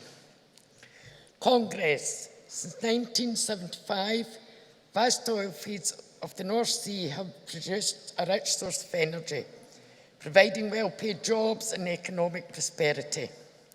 Now, as the North Sea production is dwindling and the oil rigs come towards the end of their useful life, we face a very different story. That's because the cost of decommissioning the North Sea oil rigs could be absolutely crippling. UK taxpayers will be liable for a significant share of these costs over the next 40 years. The estimated final cost of decommissioning in the North Sea is expected to be over £100 billion. To put that into perspective, Congress, that is money that £86 million allocated to spend in education for 2018. Out there in the North Sea, there are around 470 of these giant oil rigs. Each weighs several thousand tonnes, and including the underwater section, each structure is the size of the Eiffel Tower. By 2035, all these decommissioned rigs, plus 10,000 kilometres of steel pipeline, will have to be transported ashore so that it can be broken down. It is an enormous project that will sustain employment for many years to come. This process has already begun, with the first of the huge structures shipped to a massive barge to Rotterdam. 95 more of the rigs located within the UK sector of the oil fields are due to be decommissioned by the year 2025. Congress, it should be absolutely beyond question that work of this kind should be carried out in these shores. We have communities in both Scotland and the UK that are crying out for the growth and job opportunities that would result. What is needed and needed now is urgent action by our governments. If they don't act fast, we will end up paying the cost of the clean-up without getting any benefits. We simply can't afford to miss this opportunity to develop an expertise in offshore decommissioning. We must be able to compete for work that we as taxpayers will be funding. It's absolutely essential for jobs and prosperity. To miss this chance would be madness. GMB in Scotland is determined to fight for the investment urgently needed in North Sea decommissioning. We already have our voice heard and challenged the complacency. This will directly benefit GMB members in our manufacturing section. It will bring valuable work to ports and fabrication yards throughout Scotland and the UK for years to come. Congress, please support this motion. Thank you, Elizabeth. Formally seconded? Okay, thank you. 174, Defence Industry in Scotland.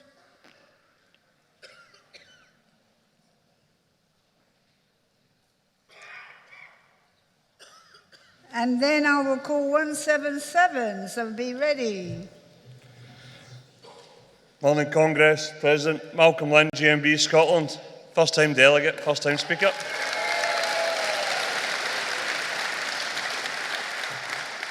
Moving motion 174, Defence Industry in Scotland. Congress, it is almost impossible to overstate the importance of a defence industry to Scotland's economy. In Scottish defence and marine sector, there are over 38,000 directly employed jobs. This includes almost 6,000 jobs supported by defence shipbuilding on the Clyde and nearly 4,000 in the Firth of Forth. In Scotland, defence shipbuilding activities alone are responsible every year for more than £267 million in wages.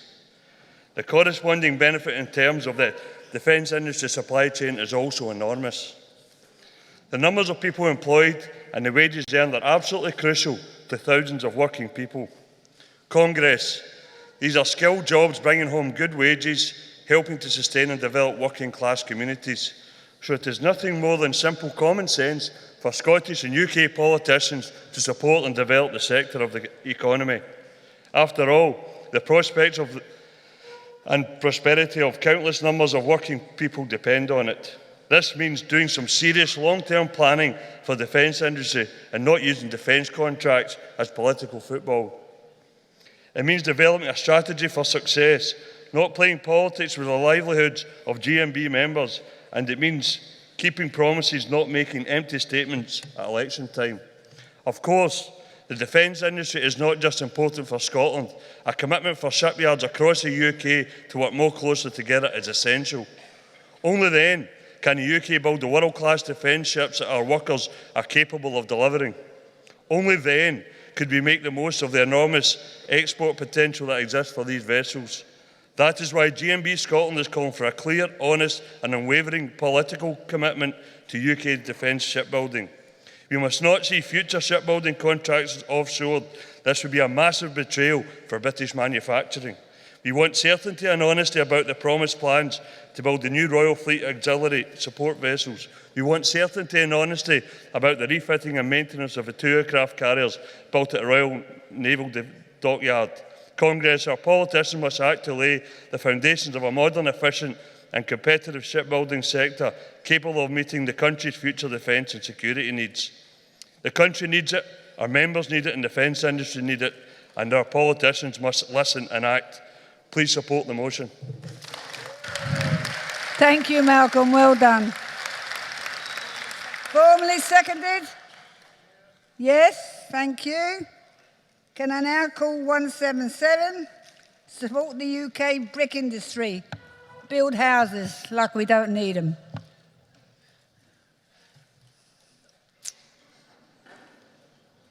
Dow Dwyers, Birmingham West Midlands region.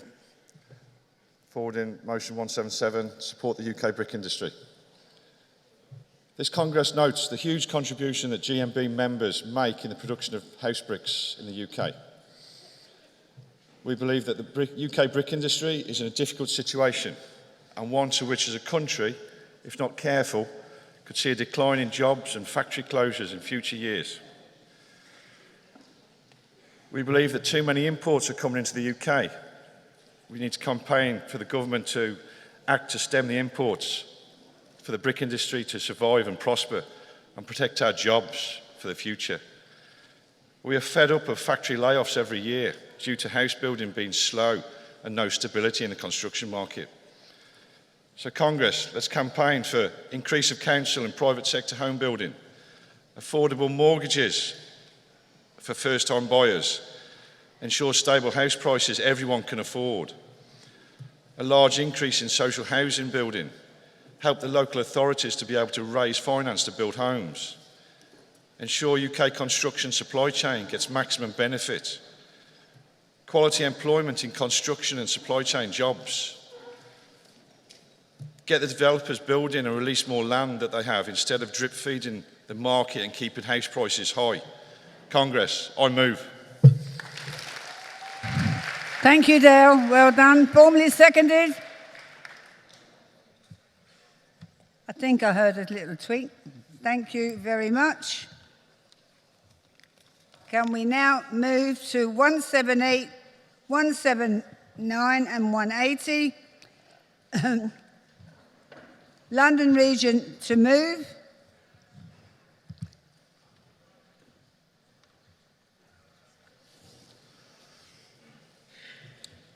President, Congress, visitors. Gavin Downey, London Region, First Congress, first time speaker. Moving motion 178, London living wage for all food factory workers in London. Congress, for a number of years now, the GMB has had a clear policy of calling for the living wage to be set at £10 per hour, irrespective of a person's age. As a union, we believe that every worker, whatever their age, deserves this amount to be the basic minimum they need to live on. This motion is not an attempt to change that policy, but what this motion is seeking to do is highlight a particularly vulnerable and low-paid group of workers, the people working in the food processing and manufacturing sector. These people are often migrant or young workers, and employers often see them as easy prey to low wages and poor terms and conditions of service. But Congress, we can change that. Low pay and poor conditions are not something we or the people working in that industry should accept. They deserve better. We already have a number of workers in food processing plants and factories, and in some cases we have union recognition agreements that allow us to collectively bargain for better pay and conditions. But if we are honest, we as a union need to do better. We need to increase our presence in that sector of the economy. We need to recruit members in food processing and manufacturing plants. And once we have, we then need to ensure we get recognition agreements with employers so we can campaign for decent wages, decent terms and conditions of service. In other words, Congress, we need to put the principles of GMB at work into practice. And colleagues, this is exactly what we have done at Eat Foods in Wembley, where last week it was announced GMB won a recognition ballot against an employer hell-bent on keeping the GMB out. But this did not happen overnight. Our members remained loyal and they stuck to their convictions with such vigour. We had the issues to campaign around, protecting of terms and conditions and low pay. Getting to our GMB £10 per hour or more objective will not happen immediately, but we now be in a position to negotiate and influence and put the GMB agenda firmly on the table, including consolidating and growing the GMB membership. Campaigns that raise the issue and highlight the problems will only take us so far. What we really need is a coordinated campaign that has clear objectives around raising a group of workers out of poverty wages. That is achieved not just by highlighting the issue, but recruiting and organising the workforce. The GMB has a strategy to achieve these objectives. It is called GMB at Work. Congress, let us put GMB at Work into practice within the food processing industry. Congress, I move the motion.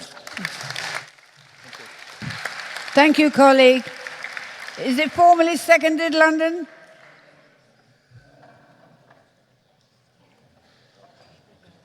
No, yes? Before she starts, take that. Yes, before you start, could I take this opportunity to thank Louise Gilmore in GMB Scotland's office and Edrington's for their kind donation of our commemorative GMB whisky made by our members. Make sure you pick up your bottles. Only one? Okay, thank you. President Congress, Brenda Carson, GMB Scotland, moving motion 179, Scotch Whisky Industry.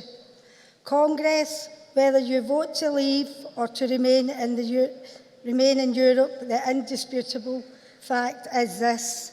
Whilst politicians negotiate our departure from the European Union, we face a period of great uncertainty.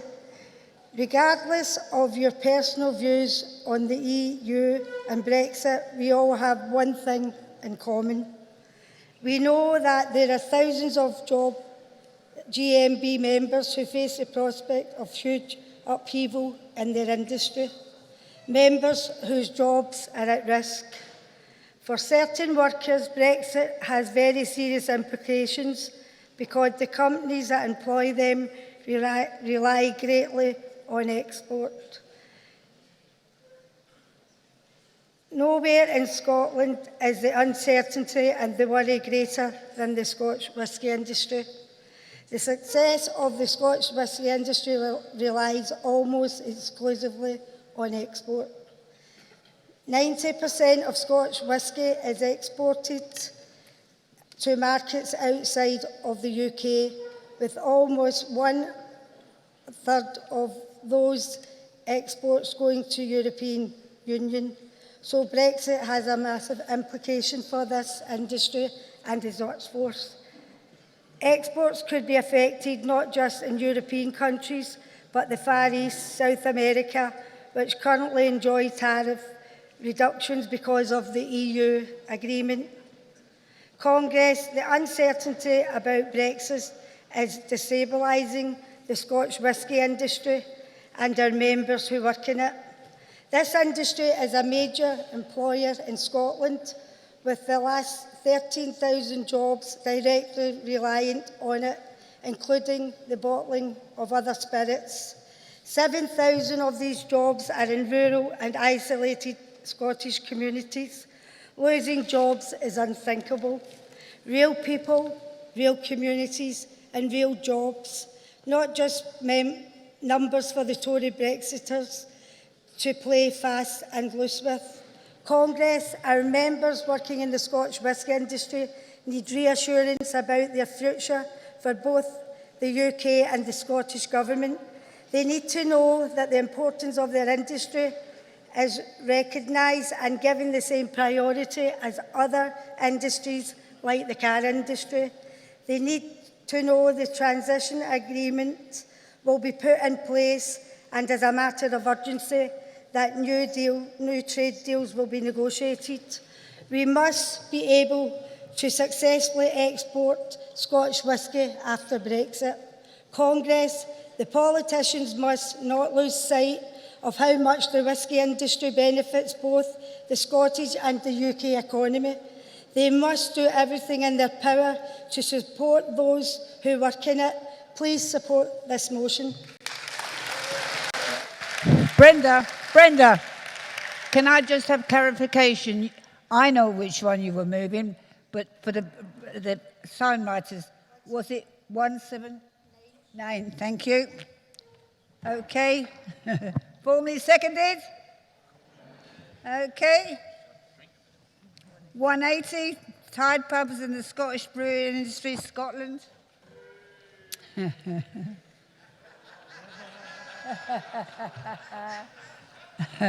The vein of my life. President Mary, just before I move the motion, I'd like to say the lovely words and gratitude you passed on to our GMB Scotland last night. I know that you've been no well in one thing or another, but it was very, very kind and humble of you to say these words. And I will pass on with a pint at lunchtime. But the lady hasn't been well. The lady hasn't been well over the piece, but it's a credit to her when she could take time off for a couple of minutes and have a whisper in your ear. So well done. It's not a whisper you'll do. Thank you. President Congress, Francis McNeill, GMB Scotland, moving motion 180, Tide Pubs and Scottish Industry. Congress, GMB Scotland pays tribute to a fantastic campaign. Union fought to reform the pub industry. GMB campaign resulted in 2016 pub code, regulations and appointments of the pub code adjudicator to deal with disputes and to Tide pub owners and their tenants. This was an important step forward. The success of the campaign regulator and powerful for pub companies was within no doubt at the benefit of the customer and public alike. The moves to tackle exploitation of Tide pubs and also the huge pub companies were long overdue. Under the new regulations, the large pub owners' companies are now obliged to follow suit. The rule on the fair rent and the way that we sell our products to our tenants in tied pubs. Unfortunately, Congress, these new rules and the adjudicator to them are only and also applied within England and in Wales. In Scotland, these legal provisions are not in place, so Scottish tied pubs remain vulnerable, unfair treatment by the big owners of the tied pub industry. Our members needed action to tackle inequality and the existence of the Scottish pub market. Tied publicans need fairness, customers who need more choice, and also given the choice of many others, and they would pick up a pint of the local brewery. And also such as by the GMB members in Scotland and tenants in Caledonia at the Wellpark Brewers in Glasgow, rather than the multinational brand, which doesn't suit. We need the Scottish Government to stand up for them. Once again, the Scottish workers have found an SNP government wanting, when it comes to its protection, and make sure that happens. Our members need and also deserve the same protection, and that the 2016 pub code regulations have given the tied pub tenants the south of the border. This needs statutory pub code, not weak voluntary system in which we can ignore, and the pub code. And in publicity, also in Scotland and the Scottish Licensed Trade Association, who have called for this to happen. The bill has been proposed by Neil Biddy, MSP, to bring the statutory regulations for Scotland, and also this is to call the Scottish Government to support. It is the bill for Scottish Government itself. Fran, please wind up. Whispering in my ear last night isn't going to help you. President, I move. Thank you. Thank you. Formally seconded. Thank you very much. After we've called 179, we will be hearing from the CEC Speaker. Can I now ask the movers of 208 Northern Region? I will then be passing over to Malcolm for 5 minutes. Thank you. Northern.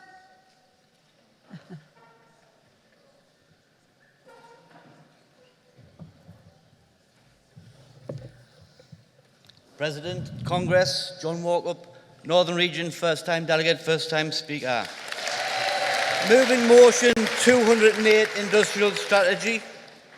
Congress, politicians from across various governments, and especially the current one, have never been able to get a settled position on vocational qualifications and apprenticeships. The sector seems to have pulled from pillar to post over many decades, and those who are trying their best to help with improving skills have always been a Cinderella service. Training and development is the first to get cut when budgets are tight, and they are the last to get resources when in fact we need constant training and developing at post-16. Congress, as we move to a position where the UK leaves the European Union, we need an industrial policy that is focused on training and development and helping the UK make a success of the future.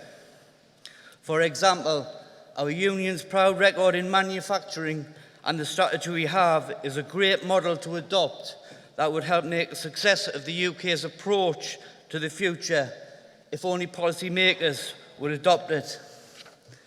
We are clear, Congress.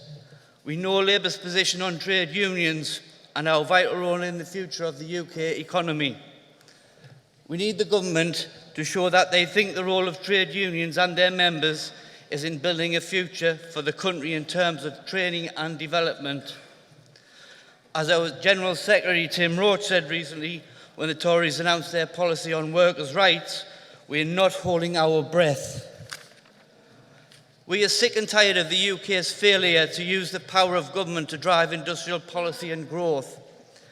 If government fails to adopt a policy of leading and helping post-16 in training and education, it will be a total failure of this and future generations as we move to a future beyond Europe. I move. Thank you, John. The mover at the 209 Midland.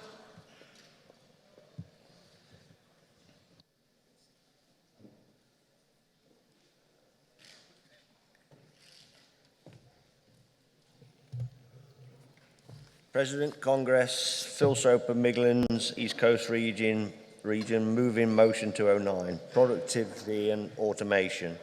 Almost all, 48% of Brits, fear automation will have a negative effect on them. Disappearing jobs can be a frightening concept and impossible to know exactly which jobs are safe. The Alexander Hitchcock report says robot could replace 250,000 public sector workers, 90,000 national health admin posts, 24,000 GP receptionists, and that's without the figures for the other industries. Such a rapid advance in the use of technology would result in massive job losses. The main reason for the use of technology is it could save the public purse $26 billion a year and massive profits in the private sector. It would be wrong to say that productivity is going to create a great increase in automation in sectors like retail, but it will be a contributing factor to the acceleration of automation in most other sectors, and it will have a high impact on employment levels. The CEC are right, the motion does imply some of the job losses are due to productivity, which I believe is true. Like, for instance, the national living wage, the government's advisor on productivity, Sir Charles Mayfield, said the national living wage will be a spur for productivity because it encouraged more automation. Just get rid of us, like, you know what I mean? A current example where productivity can cause job losses, simple, the train guards. Get rid of them, your production's gone up 50%. But that don't make it safe for the trains.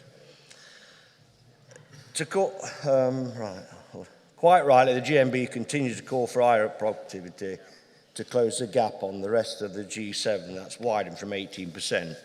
But what the motion is saying, it's not that black and white. As we are all aware, it's not the fault of the workforce. There has been a number of explanations for the deterioration of productivity. One, the poor quality of the UK roads, railways, broadband networks, and the shrinkage of the financial sector, which has been a great source of high productivity jobs before the boom and the crash in 2007. I move. Thank you, Phil. Seconder. Formally, thank you.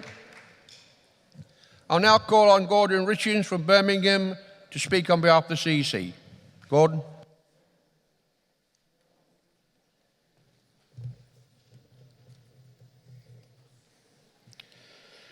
President, Congress, Gordon Richardson speaking on behalf of the CEC, supporting Composite 14, 172, 178 and 209 with qualifications, and supporting 177 and 208 with a statement.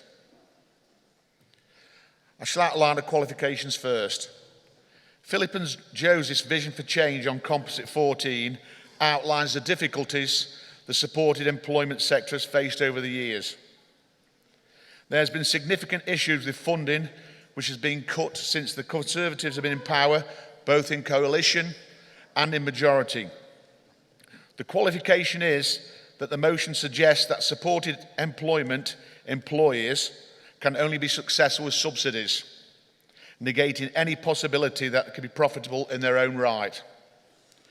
The GMB have, through the Tulo Group, put forward a policy to be included in this election's manifesto, which came around much faster than anticipated.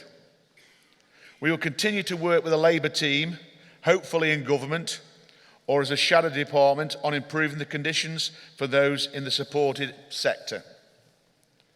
On Brian's motion, number 172, it's important that shipbuilding in the UK is a diverse and innovative industry.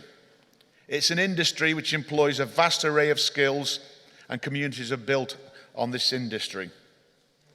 And don't take this as a criticism, anyone in the shipbuilding, but the qualification is that it's not just EU directives which have stunted the growth of commercial shipbuilding.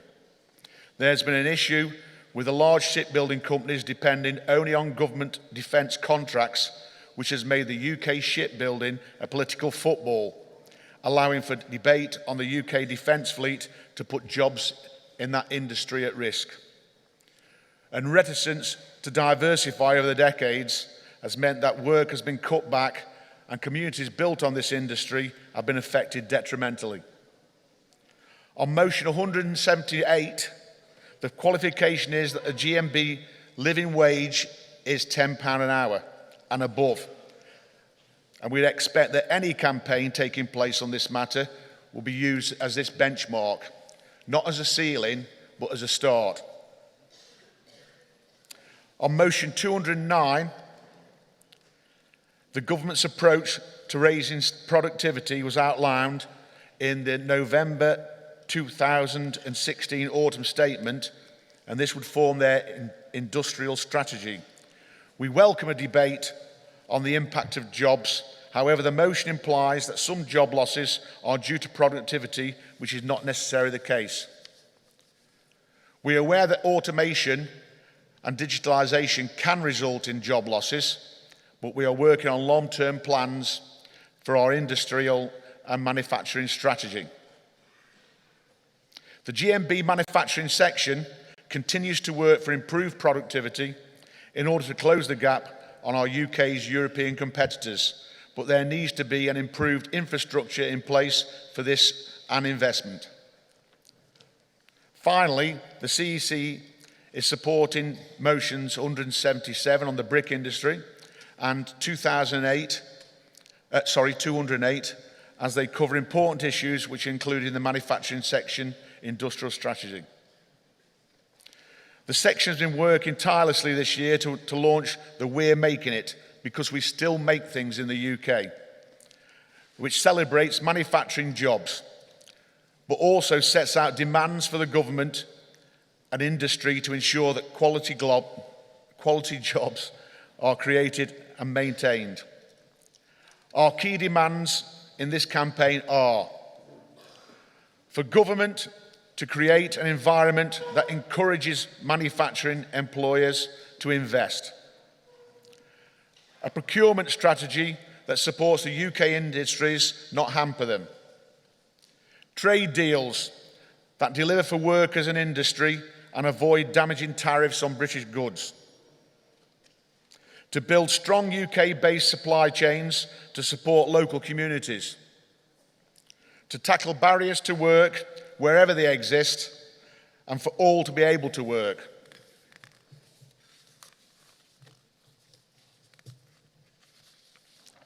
And getting back to the energy policy statement, a balanced policy that provides sustainability and security in the UK. We are an incredibly important turning point for our economy, and the UK manufacturing sector will be crucial to build a strong UK post-EU. Therefore, we'll be encouraging all activists to support the GMB demands for manufacturing in the UK. Therefore, Congress, please support Composite 14, motions 172, 178 and 209 with these qualifications, and endorse our industrial strategy and support motions 177 and 208. Thank you, Gordon. Yorkshire, North Western Irish accept the qualification on Composite 14. Northern accept the qualification on 172. Birmingham and Northern accept the statement on 177 and 208. London accept the qualification on 178. And Midland accept the qualification on 209. Thank you. I'll now go to the vote. Composite 14 and motions 171, 2, 3, 4, 7, 8 and 9, 180, 208 and 209. All those in favour please show. Any against? They've carried. Could I now ask for motions 138 Yorkshire, 140 London, 141 London, 142 London, 145 Northern and 146 Midland to come down to the rostrum, please. And motion 138 Yorkshire to come to the rostrum.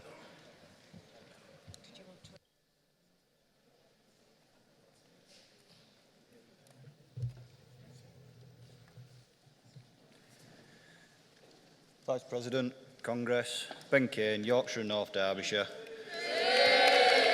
First time delegate, first time speaker.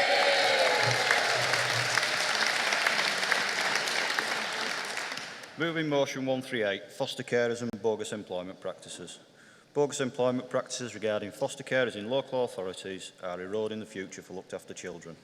With an inability to seek additional employment to supplement their income due to the commitments and requirements of the role mean they are suffering financially. We have to question why local authorities can even consider cutting foster care allowances to save money, when these valued individuals in most cases are working 24 hours a day, 365 days a year, and the majority end up with less than living wage when they support the most vulnerable young people in society. This forces them to go to independent fostering agencies, which is much costlier for the local authority to pay for. Without statutory employment rights or even basic rights, these individuals are unable to organise effectively and be heard by those that can make a difference. The GMB has begun the campaign with representations to the Education Committee inquiry into fostering, amendments to the Children's Social Work Bill to be debated at the foster carers stocktake, and lobbying of local MPs and local authority officers to take the matter seriously and stop cuts being made.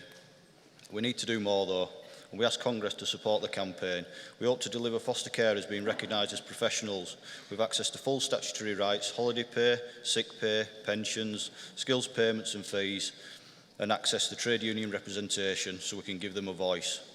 Standardisation of local authority and looked after children practices, to be able to claim expenses without delay through a simplified process.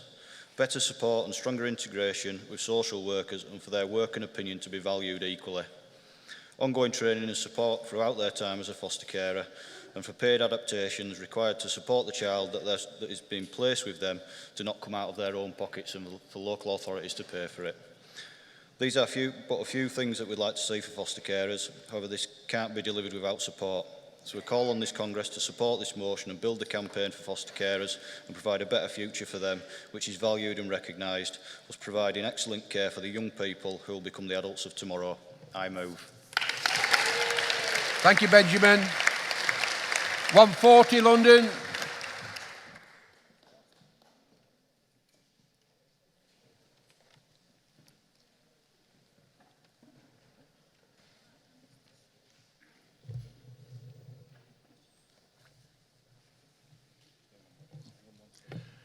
Good morning, Vice President, Congress, Wayne Oswick, London Region. Motion 140, discrimination of the lower paid workforce.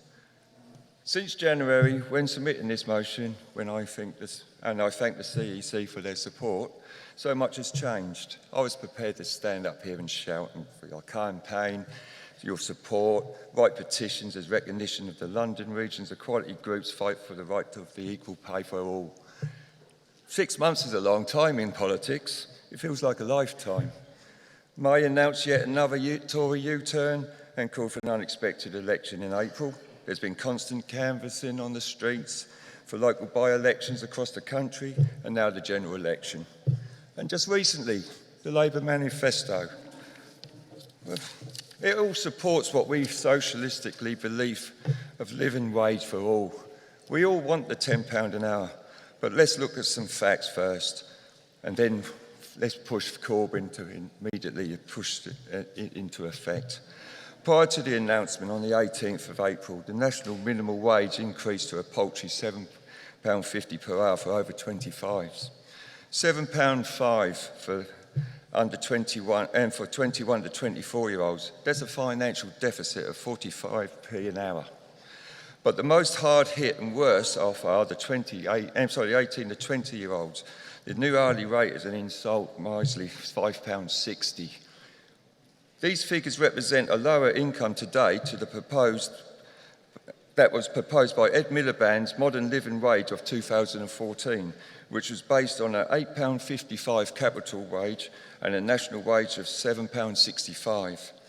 We all know the nasty party does not recognise a worthwhile idea from the opposition, but not to justifiable increase of the minimum wage to the under 25s or to the higher rate is unacceptable. Some young workers in the 21 to 24 age bracket are suffering a detriment and are being discriminated against without a voice. We must be their voice.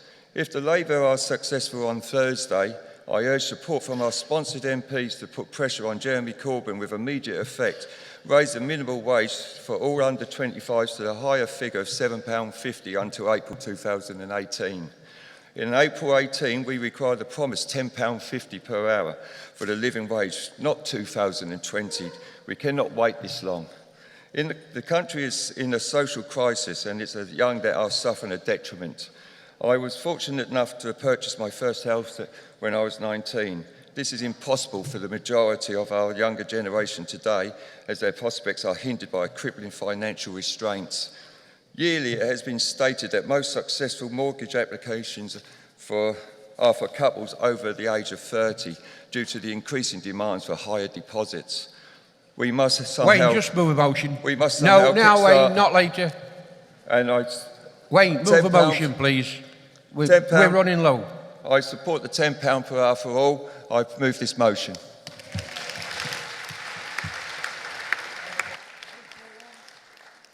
One for one.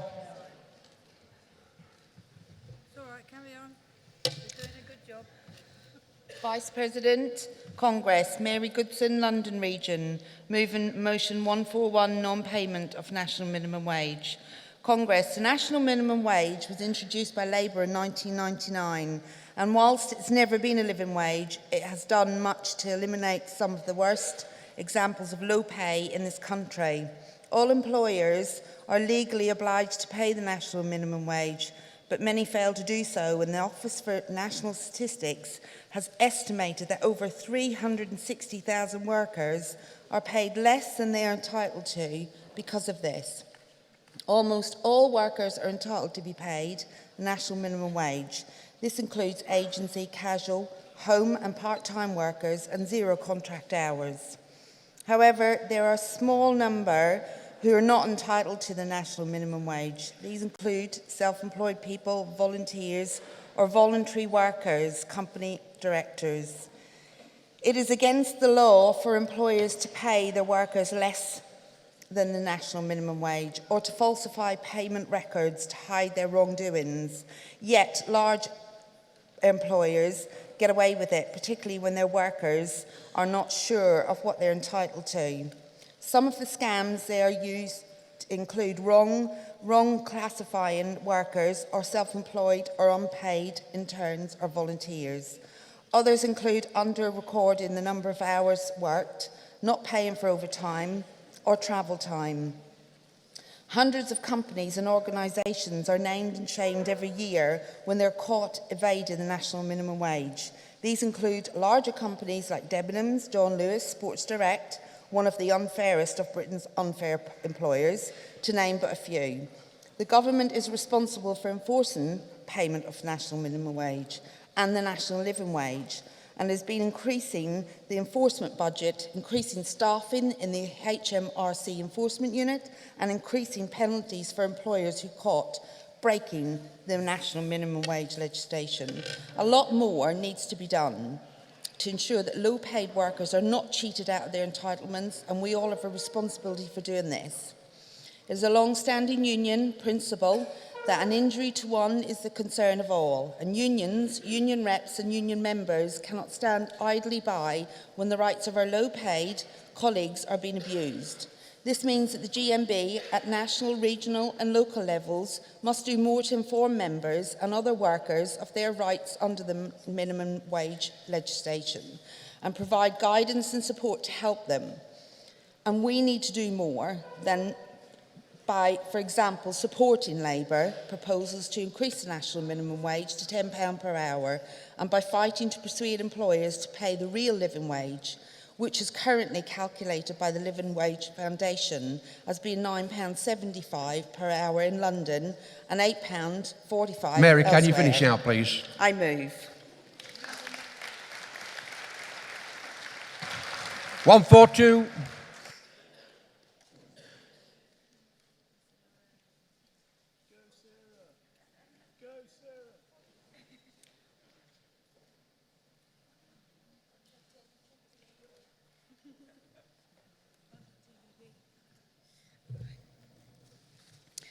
Sarah Hurley, London Region, moving motion 142. President, Congress, Vice President. We have all eaten out in bars and restaurants, and these workers are low-paid workers, and they rely on their tips. Now, Congress, for far too long, they have not actually been getting all the tips we leave for them. And this is because by law, those tips, when we pay service charge on via our cards to these workers, it's actually owned by the company. And after that, the government will then add a flat rate of 20% tax to that. Congress, we must set the standard and push for change by endorsing the Soho Central project and endorsing the GMB Fair Workers Tip campaign and the GMB Fairs Tip Pay Charter, and take this nationally. Congress, I need your help. What I want you to do is, when you go out and you see this logo here, I want all of us to go and eat there. I want us to take our families there. And the reason we need to do this is because when we see this logo, we know that the staff in there, our members, are getting £10 an hour and 100% of their tips being paid by cash or card. Congress, we need to support these workers. We need to actively campaign and recruit for them, and I beg for you to support my motion. I move. Thank you, Sarah. 145.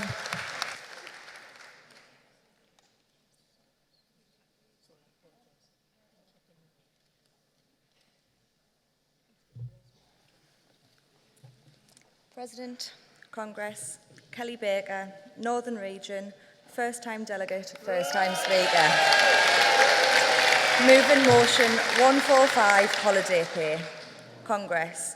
Some employers are blatantly exploiting workers and ignoring past legal judgments that have been won at court.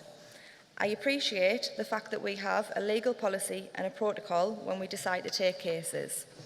Let me say that it is absolutely right that we take cases on the basis of the merits of the case. Let me also say that we have taken the correct step as an independent union to seek to address the issue of holiday pay in the workplace through negotiation. That is, from my point of view, the right way to go. However, Congress, the workplace especially, with more and more employers being hostile to our members, and the fact that they feel boosted by legal changes by the government, means that at times we have to take a stand. If need be, we need to test the employer out where we have a critical mass of our members in the workplace where the employer is paying lip service to the law and expecting us to sue. Also, we need to campaign to get our members to be ready and willing to use their industrial muscle to take industrial action, even with the Trade Union Act and all that the government seeks to impose on our members.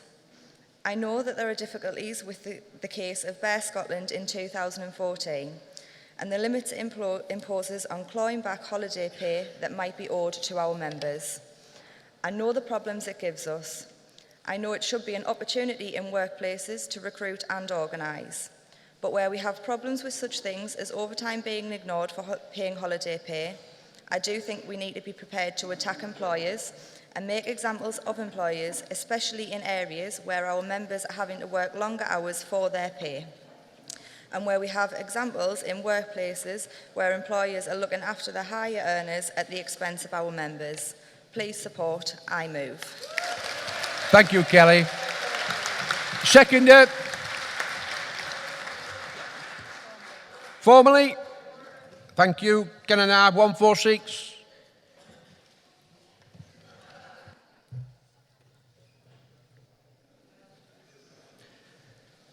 Shane Hodgkinson, Midlands and East Coast Region, first-time speaker and first-time delegate.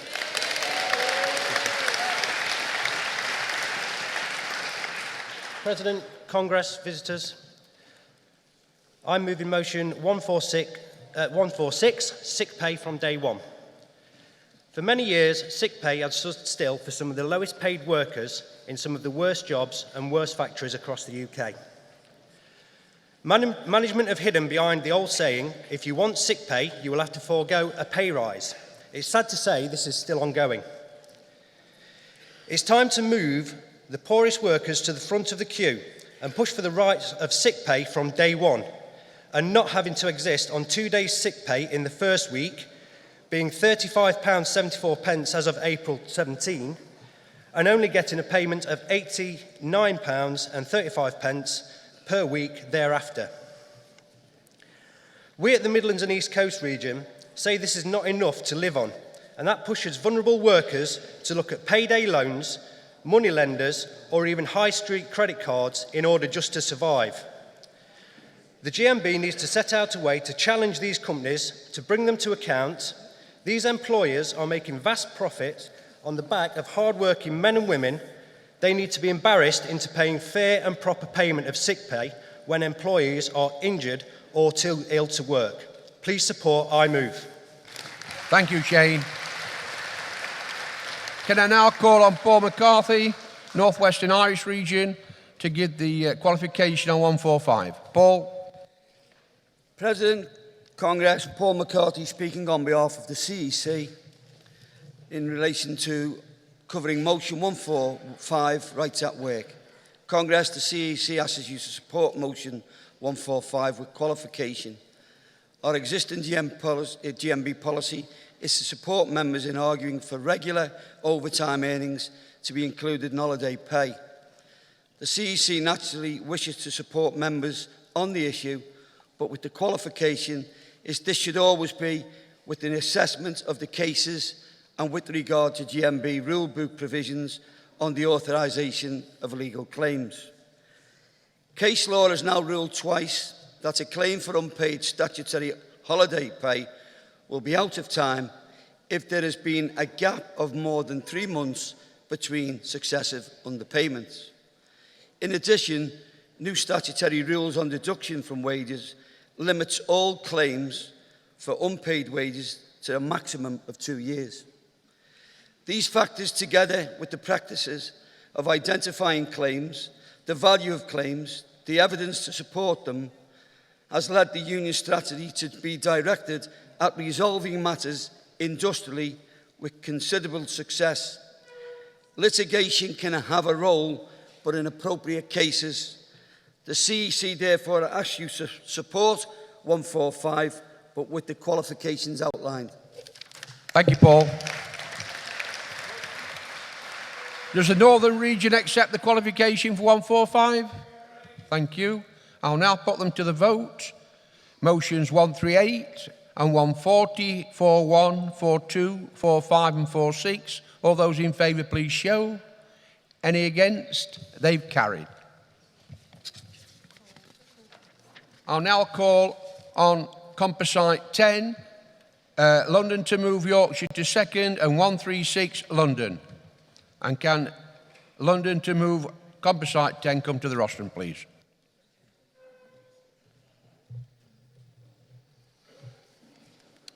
Alan Thompson, London region, moving Composite 10, 0 hours contracts. President. Congress. The use of 0 hours contracts has become increasingly prevalent in recent years. The CEC special report states that they have increased in use by 413% since 2001. Our union once campaigned to reduce the working day to 8 hours. How discouraging that the fight we face today is to ensure our members have any number of hours at all. The negative impact of insecure 0 hours contracts is widespread and affects more than just the pay packet. It's the inability to make any plans in your personal life and having to accept other substandard working conditions at the threat of having no work at all. 0 hours contracts also disproportionately disadvantage black and ethnic minority workers. The latest study from the TUC has indicated that 1 in 13 BAME workers is on a 0 hours or temporary contract, compared to 1 in 20 white British workers. The GMB is already committed to undertake some work to address this inequality within our workforce, as outlined within the special report. Composite 10 calls on Congress to continue to lobby government for legislative change to end the use of 0 hours contracts altogether. Until this time, though, we must act to protect our members from the employers encouraging their use, which is why we must ensure that branches and workplace organisers are fully briefed on the tactics used by these employers and the loopholes they use to seek to exploit our members, at the expense of their security and work. Guidance should also be issued to enable branches to lead campaigns against the worst employers, but also to encourage positive engagement with those employers who are open to working with us to end the use of these contracts. Congress, I know that you absolutely empathise with any worker that is in a position to do nothing but accept work on zero-hour contracts. So please support Composite 10 in order that we can all be best placed to reduce their prevalence and also ultimately end their use altogether. I move.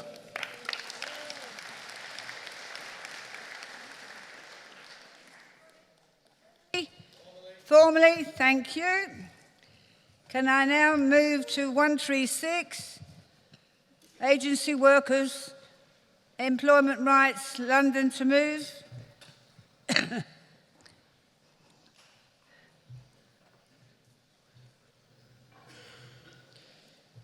President, Congress, Kevin Roberts, London Region, moving motion 136, Agency Workers' Rights.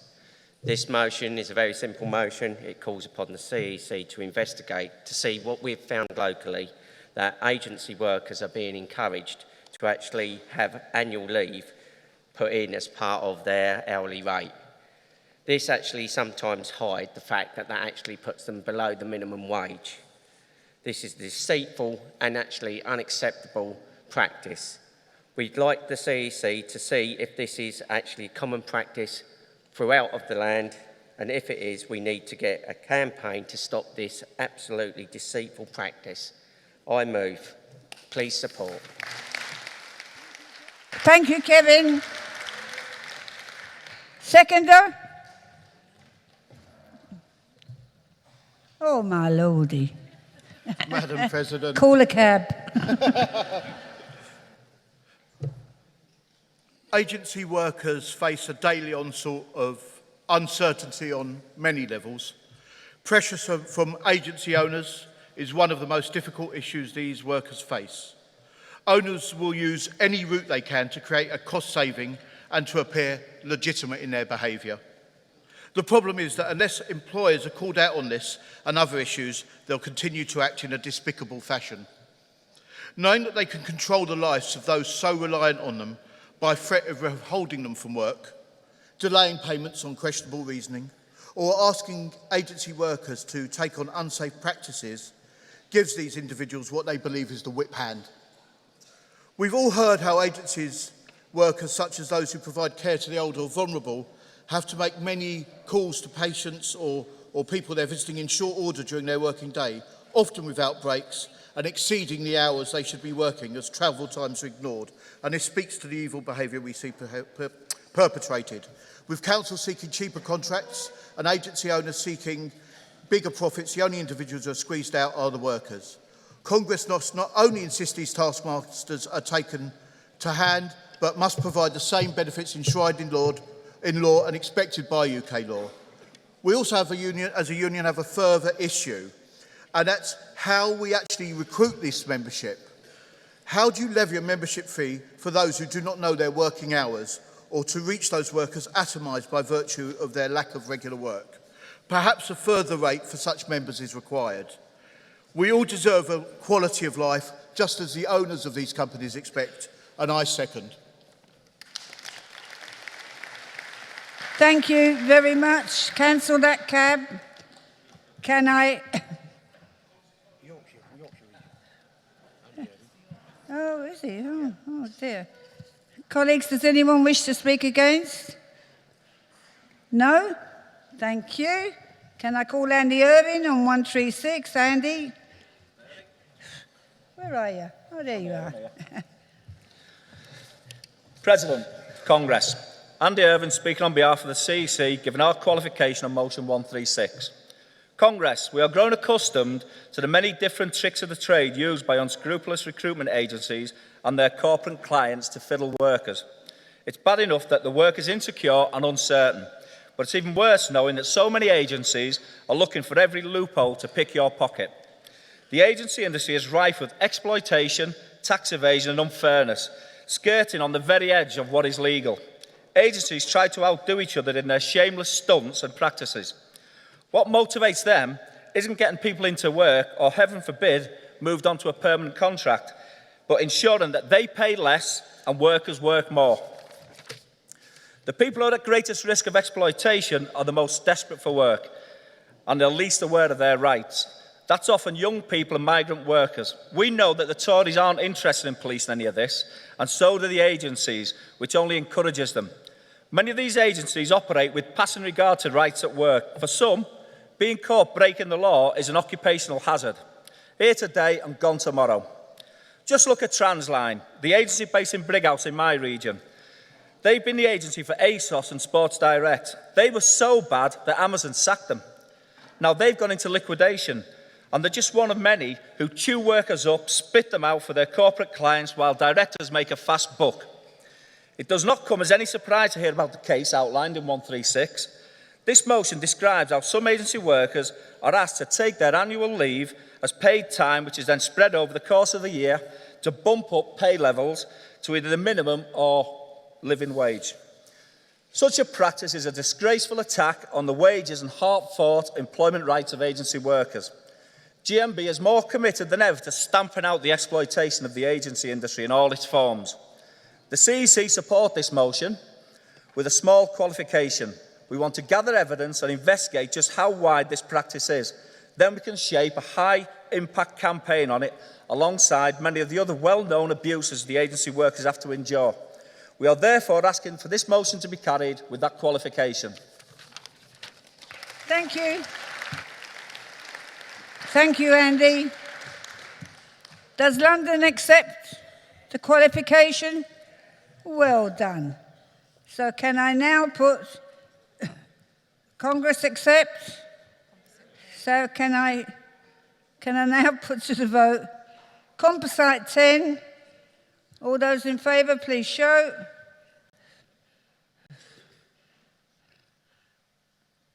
(136). All those in favour, please show. Anyone against? No, thank you very much indeed. Before I move on to the next business, these glasses have still not been claimed. Right, the CAF mistakenly charged for teas and coffees yesterday for visitors. They took £48.50. This is sweet news to Tim's ears. And would like to donate this to the Alzheimer's Society.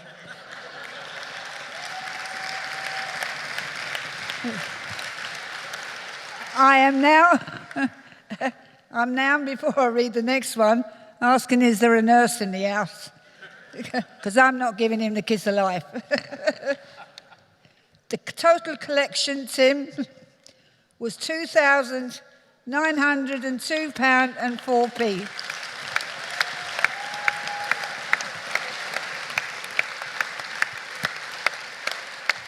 And I can assure every single one of you that will be going for the most vulnerable in our society. Colleagues? There won't be a bucket collection, there'll be a bloody hat out from me, I tell you. The General Secretary, out of the kindness of his heart, we forgot to tell Alan, has said he will double the collection. So thank you, Tim.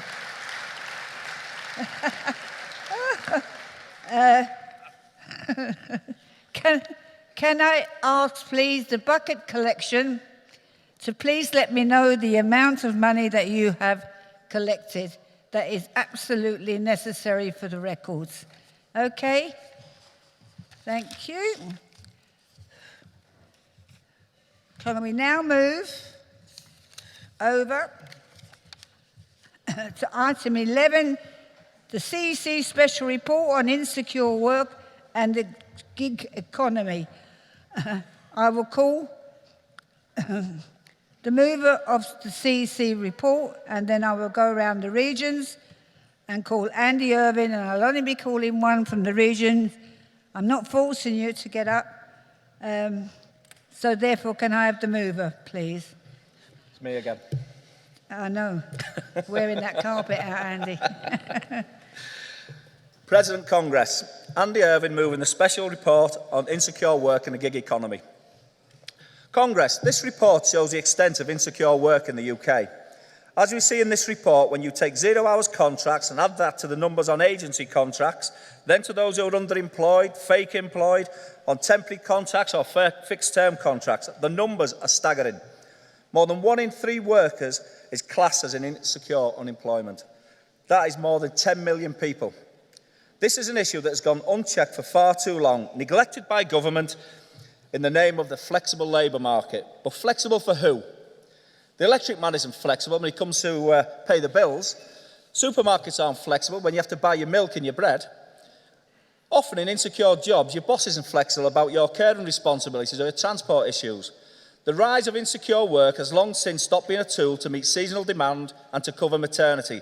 It has become a business model that is used to pay less, treat people worse and remove employment rights.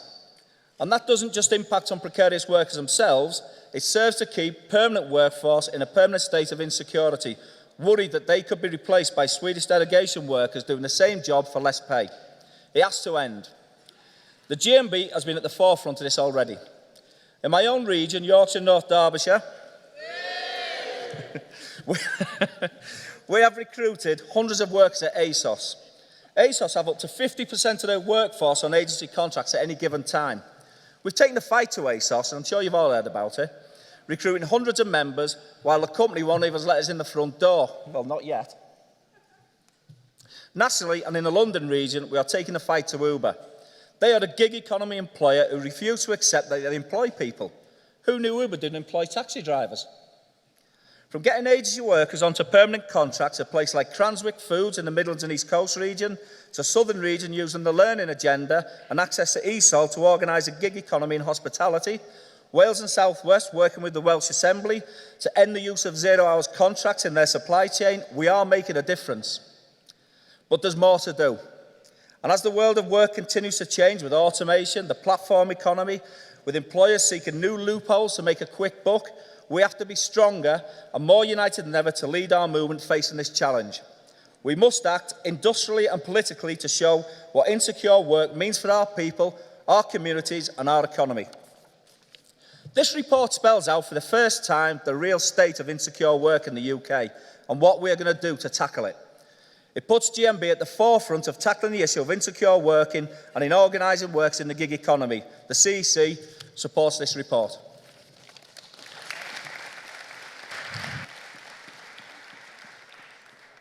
Thank you, Andy. Well done. I will now call Birmingham, London, and then Midlands. Birmingham, do you support the report? I'm going to stutter in a minute. Yes? Thank you. London region? Yes? No? Oh. Carry on, Mr. Uber. Steve Garrett, London region. That's a bit better. Come on. Can't be shown up by those folk from Yorkshire. What? I'm watching the time. Okay. Might be sitting with them. All that is in this report is good, and it speaks to the work that the GMB does on a daily basis for everyone in this room and everyone who pays their membership fees. The questions that we've got over bogus employment, behaviour by organisations who can change prices at a whim, or the rates that people are paid, is ridiculous. Without the GMB's help, many of us would not be able to enable others. And whilst I'm up here, I want to thank Maria, Tim, Tony Waugh, Warren Kenny and his father, Sir Paul, for what they did for us to get Uber taken care of. Because without their work, frankly, every single worker in the United Kingdom would not now have the rights that they have. That's been done by the GMB, not anyone else. Where we walk, others follow. Remember that. Changes to workers' UK-wide lives are happening on a daily basis now at tribunals all over the land. And the reality of the matter is that unless we enable, unless we challenge, nothing will ever change. And again, I want to commend this report on behalf of London Region and say God bless to all of you and thank you for your help. Thank you, Steve. Midlands? Thank you. Northern? Thank you. Northwestern Irish region? I'm assuming that's a yes. Thank you. Southern region? I know, I've missed Scotland. Yes? Southern? That's all right. Scotland? Yes? Thank you. Southwestern region? Thank you. And the noisy lot, Yorkshire. Thank you. I'm going to strangle you. Get on with it. Hiya. Henry Raj, Yorkshire and North Derbyshire region, supporting the CEC report on the gig economy. The GMB is definitely the union that is leading the way in representing workers in the gig economy. Our legal action through the Employment Tribunal has been very important and well publicised. I just want to talk, though, a little bit about workers at Deliveroo who celebrated a victory in August last year as they forced management to back down over their plans to introduce new rates of pay following a 6-day strike, which brought up demands that went beyond defending the original pay rate, such as a real living wage and union recognition. The company pays nothing towards workers' pension, does not pay for sick leave, and contributes nothing to the cost of repairing their bikes and scooters that are essential to the job. Then Uber workers organised a strike and picketed the company's offices. These disputes show that workers' self-activity, along with our legal action, is the best defence against bad pay and poor conditions. The strike showed that precarious workers like these can fight back, organise and unionise. Thank you, Henry. Hope the boy's okay. He's not a boy now. So, colleagues, can I put the CEC special report to the vote? All those in favour? Anyone against? That is carried. Thank you. Can I now move to 349 London region? If anyone else wishes to speak against, and then I will call Andy Irving. And London. Hello. Hello. Carry on. Okay. Dan McCurry, London region, first time conference, first time speaking. Hello. Thank you. Okay. Everyone, we all know how the world economy has been in recent years with automation and the internet. It's been driving down wages, driving down conditions. The good news is that recently there's been about 100,000 new jobs created as drivers delivering stuff for e-commerce and so forth. However, the next technological revolution is going to be driverless cars that puts out of work all those 100,000 drivers. Now, the only benefit of these driverless cars is that our Amazon purchases might be 5 or 10p cheaper. And that's it. It's not a great benefit. The loss is 100,000 people paying their tax and being employed and so forth.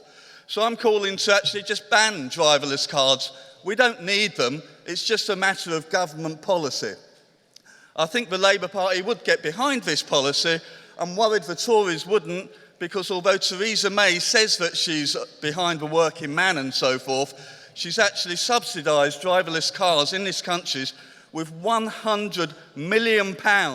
So she's actually paying your taxpayers' money to put 100,000 people out of work. That is an outrageous hypocrisy, and we need to campaign against that. We also need to bring together the Uber drivers. If they were speaking in one voice, then Uber management wouldn't be able to bring in driverless cars if they were willing to down ignition keys. Because if the drivers are united, they will never be divided. So Congress, please back the motion and let's get behind this campaign and see if we can do something. Thank you. Thank you, Daniel. Seconder? Formally? Oh, thank you. Anyone wish to speak against? No? Yes? Forever hold your peace, up you get.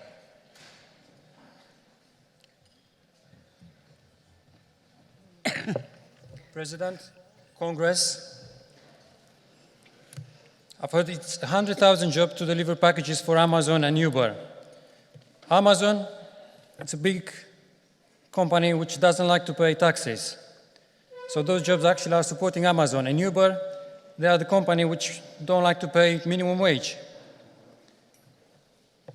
And in actual fact, driverless vehicles will actually make our roads safer. It will save lives. At the moment, distraction with mobile phones, which has made driving less safe, despite technology making cars safer, is the main reason why people still die on the roads. So this technology is the future, it's going to come anyway, and I oppose this motion for that reason. Well done. Well done, Robert. Thank you. Thank you. Anyone else? No? Will London withdraw? Was that a no? Or a yes? No? No. They will. Now, I know you can speak louder than that, so they will. Okay. Congress accept that? Yes, thank you. So I put the special report to the vote. All those in favour, please show. Anyone against? That's carried.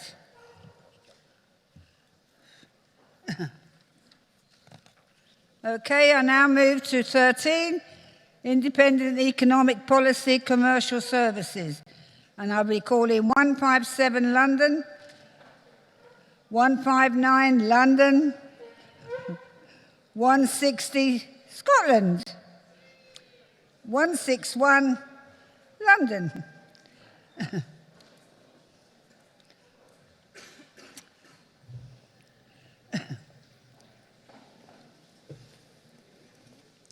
Tony Cholerton, London Region, moving motion 157, Utilities Contractors.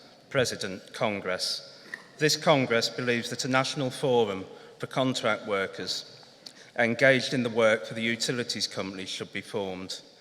Contractors often undermine the terms and conditions of our direct labour members in the water and other industries because of their inferior pay, terms and conditions and pensions.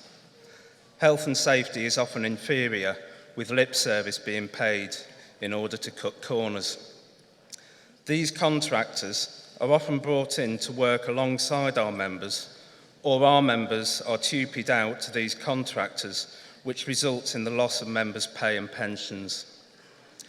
At a time when the cost of living is rising at an alarming rate, especially housing costs, action is needed to put pressure on companies that seek to undermine our members. We also need to make sure that standards in health and safety are maintained so that our members are protected. Action is also needed to protect pensions, which many companies see as a cost they do not want to bear. The actions of the utility companies are driven by profit and shareholder dividends. This needs to be changed so that the quality of service and fairness in the workplace take priority. We believe that a sustained national campaign targeting these contractors to organise, gain recognition and to improve their pay and pensions is the way to stop the utilities from seeing these contractors as an easy way to attack our members' pay and conditions. Congress, please support this motion. I move. Well done, Anthony. Good to see you. Seconder? Formally? No.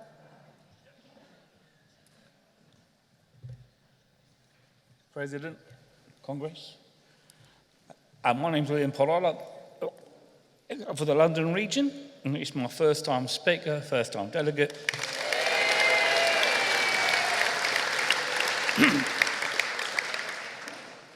I support actually my brother. I work with a contractor for a very good utility. He, however, gets paid far less money. He gets no sick pay. And I've worked with him now for 17 years. And he can be off-hired tomorrow, just like a JCB or a cement mixer. He's a lovely lad. And he works hard, but that's where he is in life. This is the kind of things these utilities companies want for us. Now, there's one ray of hope. The northwest area, an Irish region, have got a branch that does all gas workers. Fantastic, they get together. We need a utility group, but we need to organise these guys, get them in, get them recognition. We need a sustained strategy to organise them. These companies meet. They meet every 4 months and they're forging a strategy for us. If we don't actually position them, they will position us. And the T's and C's of my members will go down the tubes, just like my mate says. So I call on the Congress to back this and back my pal. Thank you very much. Well done, Liam. Thank you very much indeed.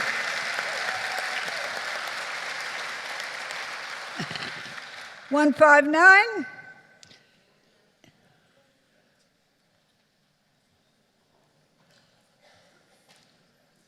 Do you know, Sammy, you'll be running to the bar quick and, oh, sorry.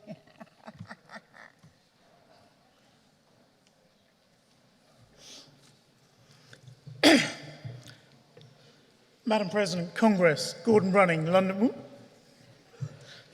Region, moving motion 159. In-house security personnel must be licensed.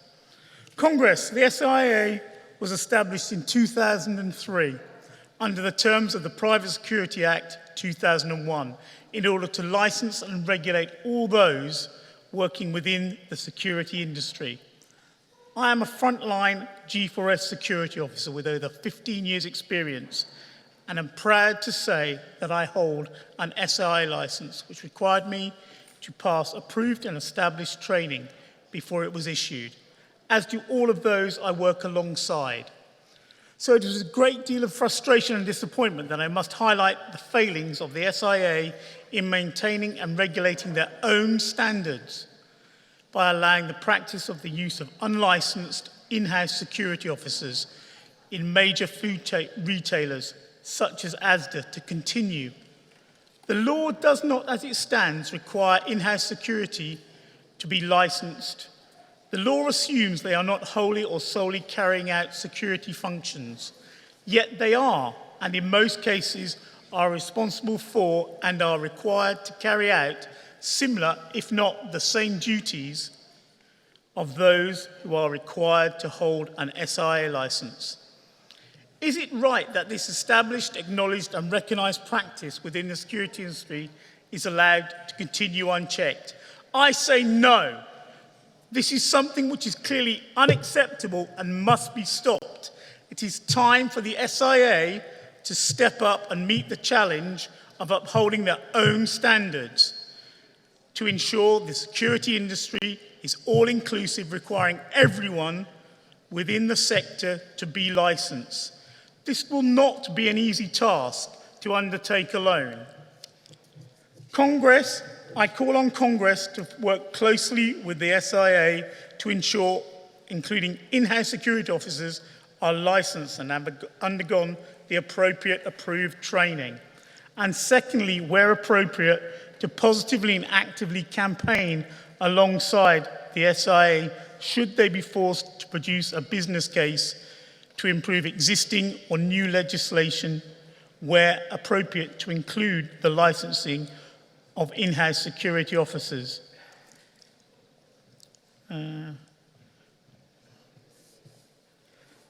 Ensuring that finally the SI license and the standards associated with it are recognised and maintained equally, and therefore given the appropriate credence and credibility it and they deserve across the whole of the security industry. Please support the motion. I move. Thank you. Well done, Gordon. Thank you. Seconder? Yes? Formally. Come on then.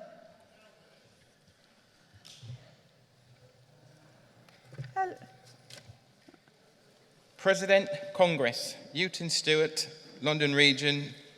Second in motion, in-house security personnel must be licensed. Congress, next time you walk into your local hazard store, please take time to check out who is standing at the security desk.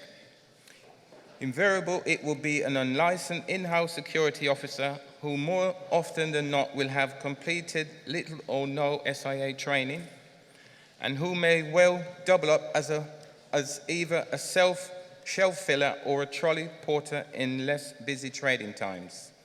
These individuals, yet not fully trained, are asked and expected by HASDA to carry out security functions within the stores, sometime which is clearly unacceptable to our members and demonstrate by HASDA to us nothing more than disrespect for the SIA.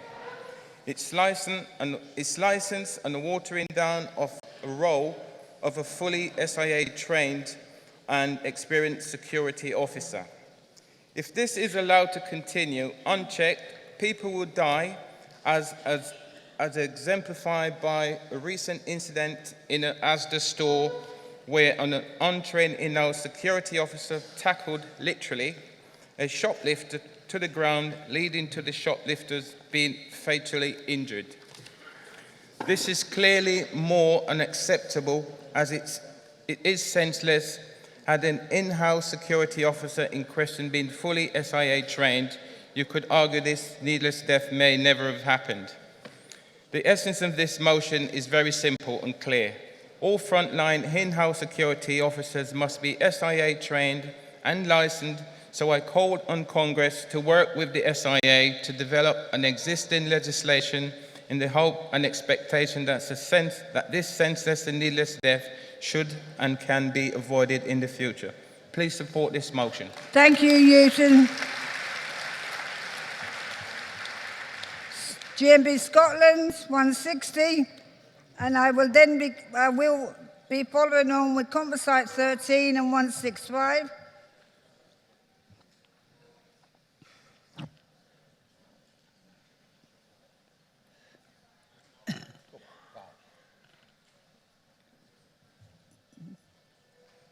GMB Scotland.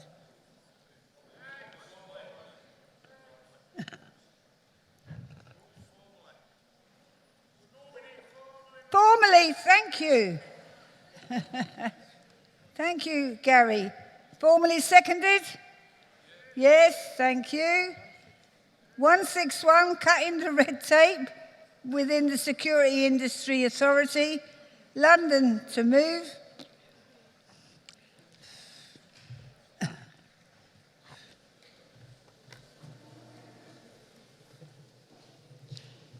Godwin Acacia, London Region, moving motion 161 on cutting the red tape within the security industry. President, Congress recognizes that the security industry was established in 2003 under the terms of the Private Security Act 2001, and it gave people the choice between two license options, namely the door supervisor license and the security guard license. This dichotomy has since 2005, when it started, generated some questions and caused much discussions within the security industry. Security guards and door supervisors are two sides to one coin, both in concept and practice. Both are very closely related in purpose, namely man-guiding activity for protection of life and property, prevention of loss and waste, and prevention and deterrent of crime.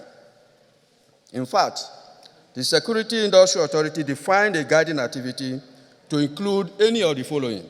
1, guiding premises against unauthorized access or occupation, against outbreaks of disorder, or against damages. 2, guiding property against destruction or damage, against being stolen or against being otherwise dishonestly taken or obtained. 3, guiding one or more individuals against assault or against injuries that might be suffered in consequence of the unlawful conduct of others. This primary activity is performed in equal measure by both the door supervisor and security guard licensees. Their respective professional training is remarkably similar.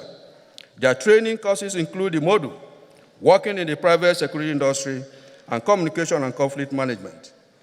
In like manner, both can benefit from physical intervention skills and safety awareness training. Today, Congress, whilst a licensed door supervisor can act as a security guard, even with his required license, cannot take the position of a door supervisor. Congress, can this be considered a fair, right, or justifiable?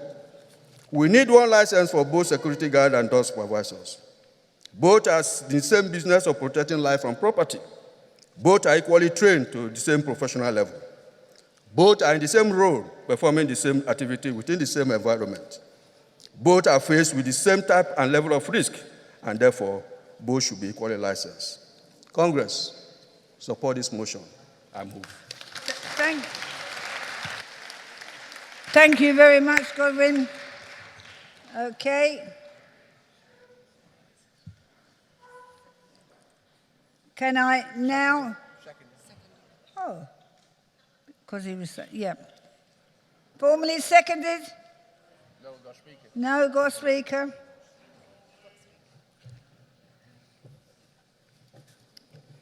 President, Congress, Stephen Voller, first-time delegate, first-time speaker.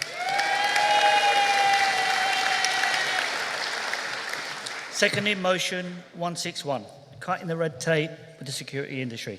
Congress, the London Security Branch are strong supporters of the Security Industry Authority and feel sadness and frustration when members attend security conferences and listen to senior managers outlining serious operational difficulties that they are now facing because they cannot find a point of contact within the Security Industry Authority, both available to them and capable of understanding specific issues. At present, the licensed door supervisor can work as a licensed security officer, but a licensed security officer cannot work as a door supervisor. Is this right? The constant frustration of skills and experienced officers stems largely from the fact that the contradictions inherent in some of these areas need to be looked at by the Security Industry Authority.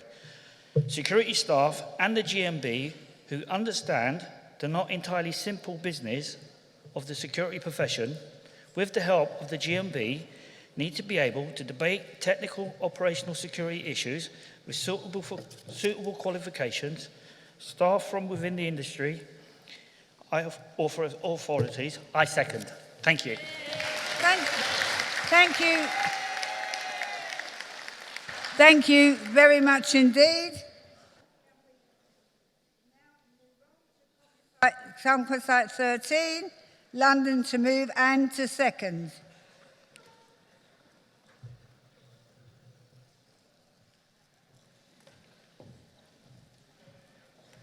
Madam President, Steve Garlick, London Region, long time no see. Just before I start, I missed something from my last speech.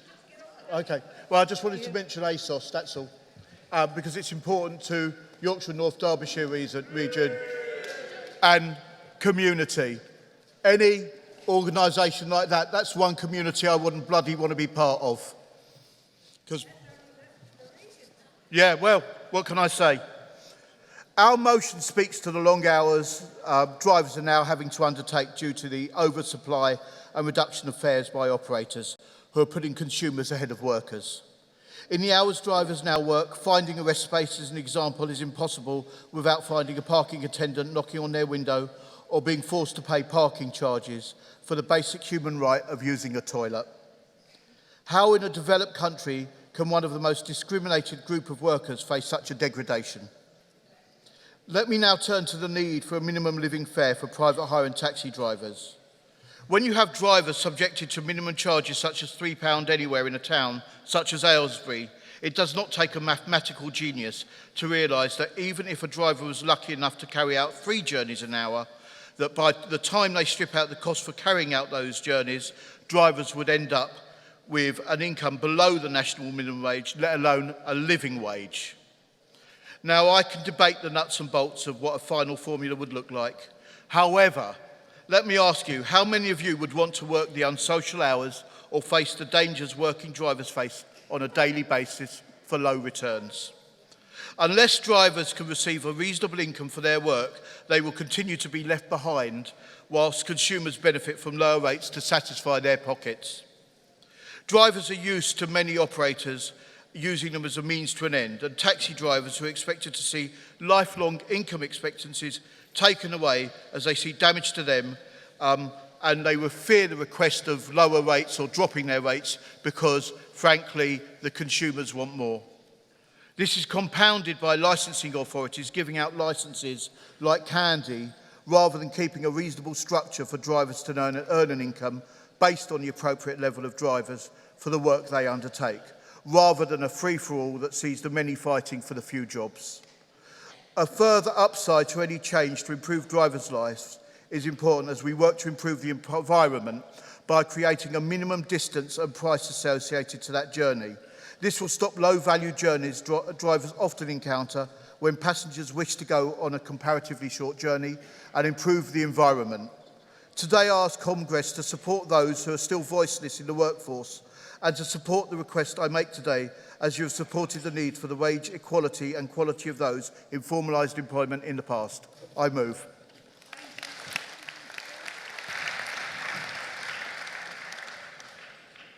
Seconder, Tony, thank you. Can I now call the movers of 165? London. It's a branch meeting.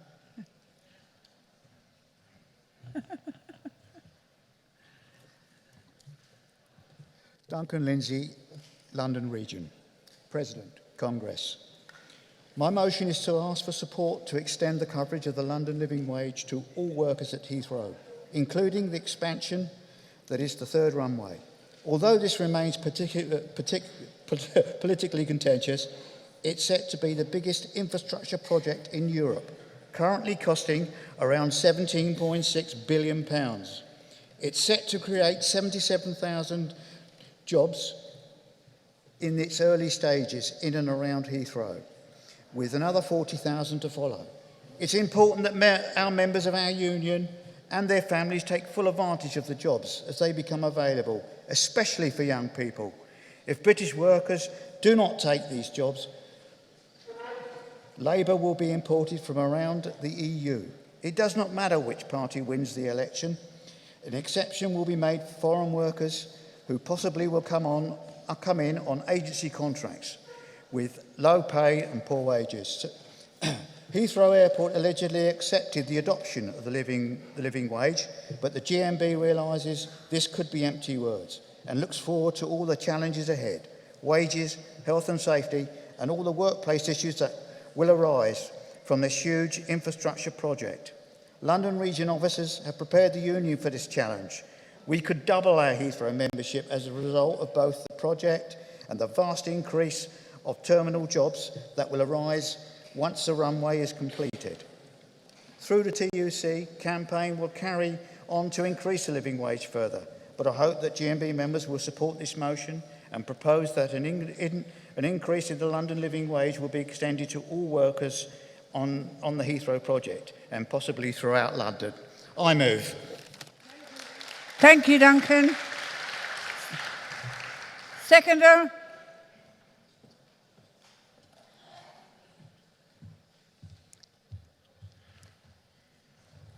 Tim, I can't see a thing over there. Mark Peed, London Region, second in motion 165. First time delegate, first time speaker. President, Congress, there was understandably a great deal of publicity given to the misfortunes of passengers in the recent disruption arising from British Airways' IT failures. What wasn't publicised was the treatment received by check-in and ground staff, which included being spat at and even punched. This is the less glamorous side of air travel. The truth is, there's many jobs at Heathrow involve unsociable hours in difficult working conditions on low wages. The last few years have seen the spread of the no-frills business model, leading to a race to the bottom when it comes to the terms and conditions of those working in aviation. As a result, employers who previously offered jobs with decent paying conditions are now offering new contracts on low pay and with poor job security. Added to this are the exceptionally high housing and other costs which prevail in the areas around Heathrow. This is leaving increasing numbers of workers at Heathrow worrying about how to make ends meet and paying their bills. So, while the GMB policy is to support expansion at Heathrow, at the same time, we must ensure that any jobs resulting from this are safe, secure, and they pay decent wages. Thank you.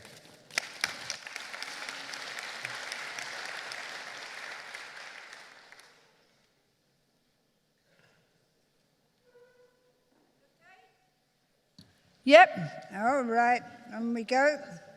Does anyone wish to speak against? No? Can I call Michael Husband on behalf of the CEC?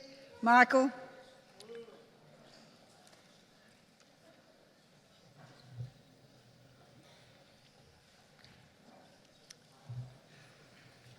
Good morning. Morning, Michael. Madam President, Congress, Michael Husband speaking on behalf of the CEC. We are supporting motions 157, 159, 161, Composite 13, and 165 with qualifications, and asking that motion 160 be referred. Taking these in turn. Oh,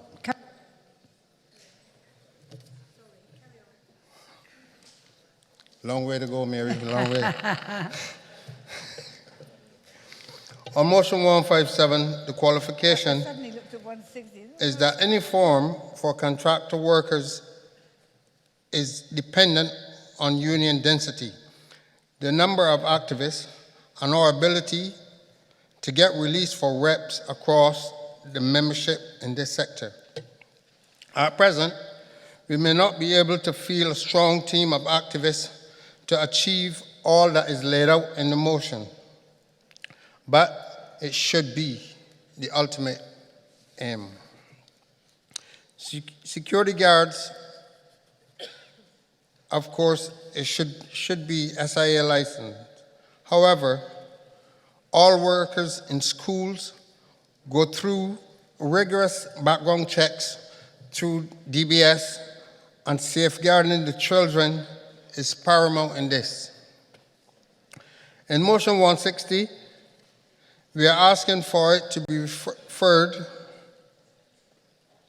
and because the motion is asking for all minor police cautions and convictions should not be automatically mean that security guard license be revoked.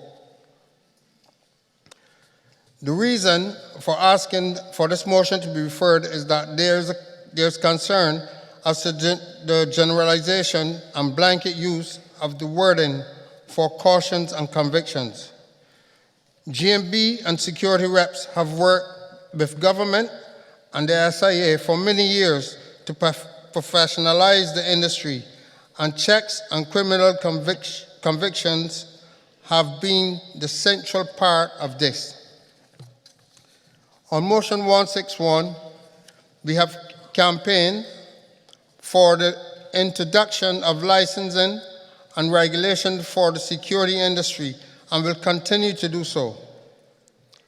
One qualification is that there remains an issue with using the term red tape. In this context, it is implied a watering down of regulation, which is used by those looking to undermine health and safety. In particular, GMB would only ever seek to improve regulations and policies to make the working environment safer for our members.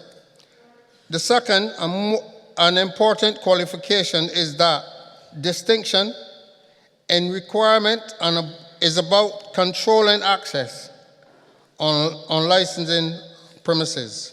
Therefore, any move to a single license would need to ensure that vetting and training were set at the appropriate levels to ensure public safety and deliver the proper training and support for officers. On Composite 13, WISE recognizing that measures to improve pay and conditions for private hire drivers are needed, we concern we may not be able to achieve the intended aim without a universal minimum fare. There is a risk that some authorities could set a local minimum fare below the level needed to give drivers a living wage. And in some localities, drivers may even struggle to make the minimum wage. In addition, there are some recognition agreements with some employers in the trade. However, in the main, most operators do not have a form of recognition agreement. The answer to these problems is to join the GMB and gain recognition agreements with your taxi operators where rates can be negotiated and agreed. The qualification, however, is that the GMB is not in a position to accept that driverless cars are the best solution, as by their very nature threaten the livelihood of our members in the private hire taxi industry. And finally, on motion 165, the qualification is that GMB has already committed to campaign for a living wage at the airport on a local level, but it should be reiterated that the living wage we should be achieving is at least £10 per hour higher than the London living wage stated in the motion. Therefore, this would commit the GMB to recruiting and organizing non-unionized workers in an effort to achieve this. To recap, Congress, please support motions 157, 159, 161, 165, and Composite 13 with the qualification that I have set out, and agree to refer motion 160. Thank you. Thank you. Thank you, Michael. Can I now go to the vote? Does London accept the qualification on 157, 159, 161, Composite 13, and 165? Yes? Thank you very much indeed. Congress agree? Yes, thank you. Now, does GMB Scotland accept reference on motion 160? Agreed? Thank you very much indeed. Congress agree? Agree. Can I now put them all to the vote? I now put 157, 159, 161, Composite 13, and 165 to the vote.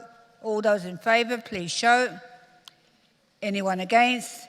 That's carried. And now, and all those, as Scotland have accepted reference back, can we now move on with the business and we turn the page. Thank you all very much. Can I now move to Industrial and Economic Commercial Services, Composite 12, ASOS, CEC to move, London's the second. President, thank you. Neil Derrick, moving Composite 12 on behalf of the CEC. Congress, this is all about our people. In Grimethorpe, in Barnsley, the poorest area in the most deprived borough in Yorkshire region, where once stood the famous Grimethorpe Colliery, now stands the infamous giant ASOS distribution centre. ASOS stands for As Seen on Stars. The multi-billion-pound online retailer employs up to 4,000 people, 2,000 directly and 2,000 agency workers, hired and fired to fit the needs of the business. We started organising there 2 years ago. We very quickly realised what we were dealing with, a gig economy employer. Exactly the same economic model as Sports Direct, making piles of money on the back of widespread exploitation, oppressive surveillance, swinging targets and pick rates, ambulances and paramedics called out on average once every 9 days to assist injured workers, and the most sinister of all, a flexing up and flexing down clause in the contract which sees workers clocking in, expecting to do an 8-hour shift, only to be told, we only need you for 4 hours, and by the way, it's going to be the 4 hours at the end of your shift. That's called flexing down. Congress, these people, our people, badly needed a union, and we've been building one with them for the past 2 years. At the end of 2016, we had 400 members, and yet ASOS rejected every formal request for recognition from us, wouldn't allow us on site, even holding disciplinaries in a local hotel.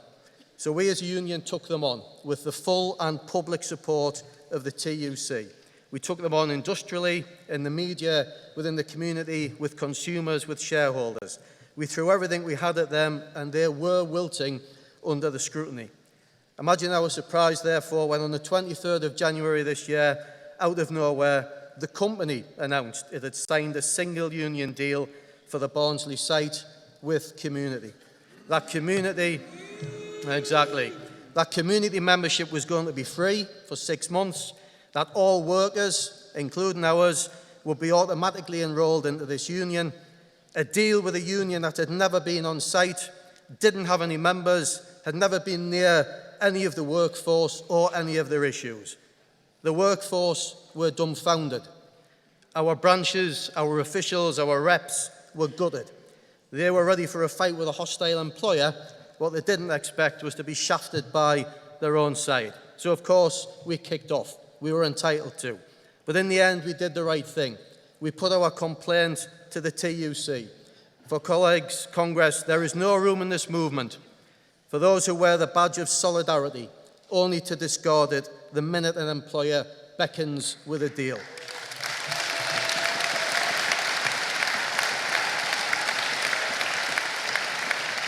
So I'm doubly delighted to report today that we received the TUC's ruling on Friday, just before Congress started. TUC has ruled community have clearly and significantly breached TUC rules. Community must approach the employer and secure recognition for the GMB. Community must immediately withdraw its organisers and cease all recruitment activity on the site.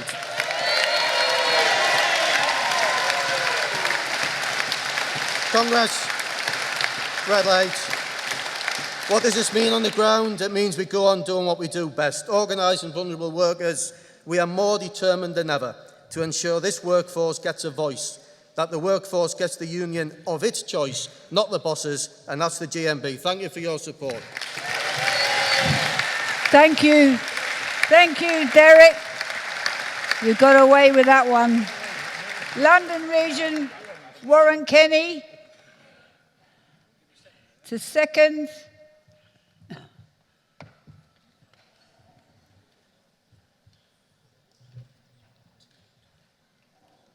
God, Warren County changed?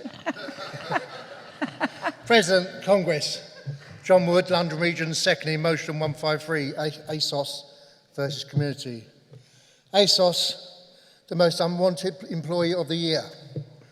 Congress, ASOS, is a four-letter work, and we consider this place to be a foul working place. Unfortunately, there's another enemy, and it is a word called union, community.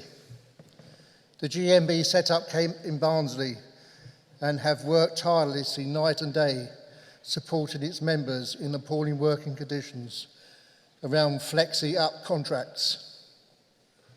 This is also debated in Westminster by the GMB, defending the members at the highest level, showing our members their struggle is our union's fight. Standing together, unite as one movement.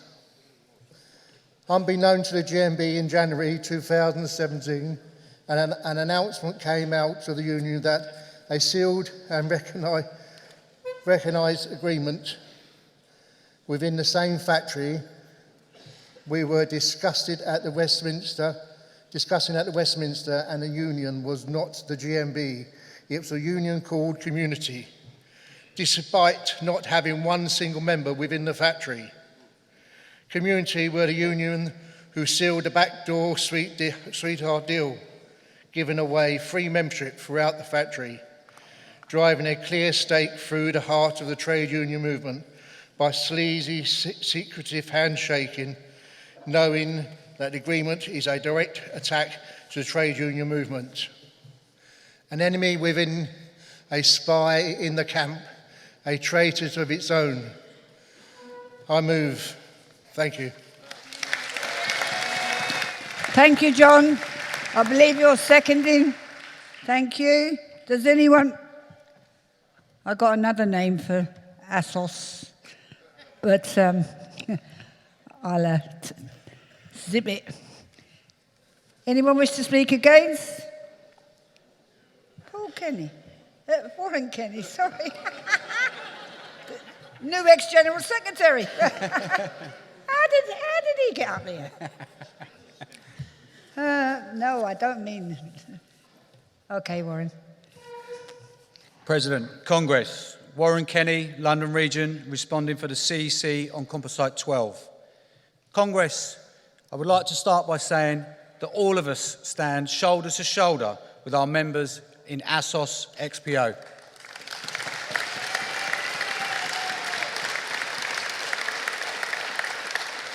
GMB understands solidarity, collective action, and the basic principles on which our union movement was founded. The CEC is asking for this motion to be referred purely because the motions were tabled before the decision Neil spoke of. GMB has argued our case at the TUC, a comprehensive case that could not leave anyone in any doubt that our union's role at ASOS XPO and now, rightly, the TUC have found in our favour. Congress, that was the only decision any reasonable person could come to because the GMB campaign at ASOS could be seen from space. The GMB built and campaigned for the membership at ASOS while other unions went to lunch. Everyone at ASOS XPO, from the shop floor to the boardroom table, knew the GMB was the only union that ASOS workers were joining. Solid, determined organising work by the Yorkshire and North Derbyshire region built GMB membership in the face of a very hostile employer and from the streets outside the premises. The basic and most fundamental principles of trade unionism is that workers choose their union, not their bosses. Regrettably, and to their eternal shame, there have been instances where employers have sought sweetheart deals with certain unions, safe in the knowledge that those unions are happy to take the members' money and leave the employer unchallenged. In some countries, these are called yellow unions, but I think that a better name is unprincipled sellouts.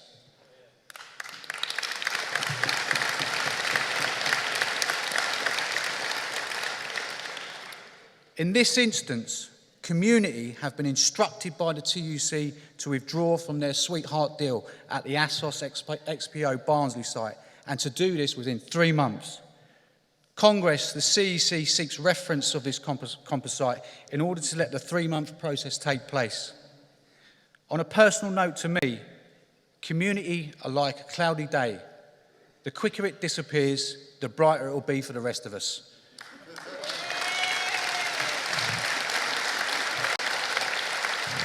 Let nobody be in any doubt, the GMB bites back. The CEC asks Congress to agree to refer this composite. Thank you. Warren, go back to the rostrum, please.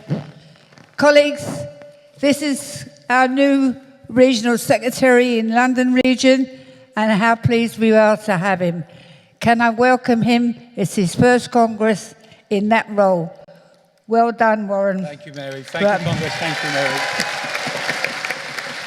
Thank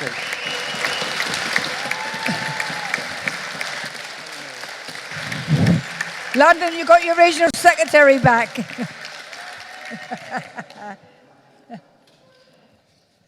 Okay. Does London accept the reference? Yes. Thank you. Congress agree? Yes. Can I now put it to the... No, I'm not putting it's nothing to the vote. It's reference. Right, can I move on to 15, General Secretary's report? President. Yes, Mary.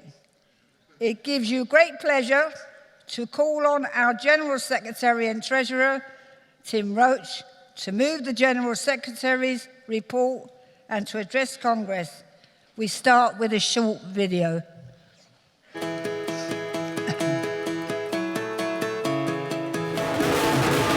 GMB is a 21st century union that fights on behalf of our members, their families and their communities every hour of every day on issues that matter to them. We're a proud union with a proud past, but also a bright future. Trade unions are there to fight for a better society, a better world. All of us have got a role to play. Together we are strong. And I actually consider the GMB to be a family. Activists, members, officers, reps, GMB young members. We're all organisers, we're all GMB. So we're on our way to Hinkley Point Power Station today, which is down in Somerset. I'm really looking forward to see what's going on and particularly to meet our convener, our reps and our members. I've just been told that for the first time in 29 years they poured concrete into the ground. Highly dedicated, skilled members who are going to be building and constructing this site. So important that I come out here and listen to the threats and challenges of our members, but see the brilliant work that they do. So proud. When I was elected as our General Secretary, I said I wanted to be the activist General Secretary. That meant that I wanted to get out and about and talk to our members, but more importantly, listen. And that's what I've been doing for the last year. I've loved every minute of it. It's so important to me to listen to the reps, the members, on the challenges that you face in this dangerous and changing world of work. One such example is going to the Asda store in Rochdale. Great experience meeting decent, honest working people and hearing from them how they're building the union in their workplace, taking on inequality and equal pay claims. Hi Francis, Hi. I'm Tim, how are you? I'm fine, thank you. So, how long have you been here at Asda? 20 years. Have you? Yes. And been a union member, GMB member for? A good few years. And have we been there for you? You certainly have. The way I look at it is you do need help at work. There are occasions where you do need the extra backup. GMB are there for the members and also for the members' family, which I think is very beneficial to them. We understand in the GMB the crucial role that our reps play in building the union. That's why I'm proud to listen to the challenges not just of our reps, but of our members as well. Pay freezes, pay cuts, attacks on terms and conditions in the public sector that has to stop. We're right there with you, a society that can do better and must do better, and GMB will be at the forefront of that fight. When our great union was formed in 1889 by London gas workers, who could have foreseen the massive organisation we've become today, organising in every and any sector, public and private. And a visit to Henry Paul's in Savile Row epitomises that. World-renowned product Savile Row suits and clothing produced by our members, young and old, male and female alike, by an employer who far-sightedly invests in young people, in apprenticeships, in upskilling our staff. GMB continues to lead the campaign for fairness, justice and equality for disabled workers and those suffering mental health. They've seen cuts to services they so desperately need. And yet in Enabled Works, a cooperative in Yorkshire set up for disabled workers, we've seen the very best example. A community at work, but not just that, a GMB family. You always need that support mechanism there in some way, and we recognise that GMB have always been supportive of people with disabilities. The UK manufacturing industry is hugely important to the GMB, and that's none more so than here in the pottery industry. An industry that's revived, that's growing again and thriving, and it's got a great gender balance of women and men. And what's more so, like here in Churchill's, they listen to their workforce about how things can be done better, so it's little surprise that it's going from strength to strength. Being GMB means we never give up and we never give in. It's taking the fight from the shop floor to the floor of the House of Commons, not just working with the system, but trying to change it. It's fighting industrially, employer by employer, to deliver real change, real practical benefits for GMB members. It's speaking up and speaking out in the media, making sure everyone, from the bosses to ministers, hear what we stand for and what our members need. It's hitting the streets to build our movement, to make our voices heard. And it's about taking on companies with billions in the bank who refuse to treat their workers with dignity and respect. GMB can, does and will continue to make a difference.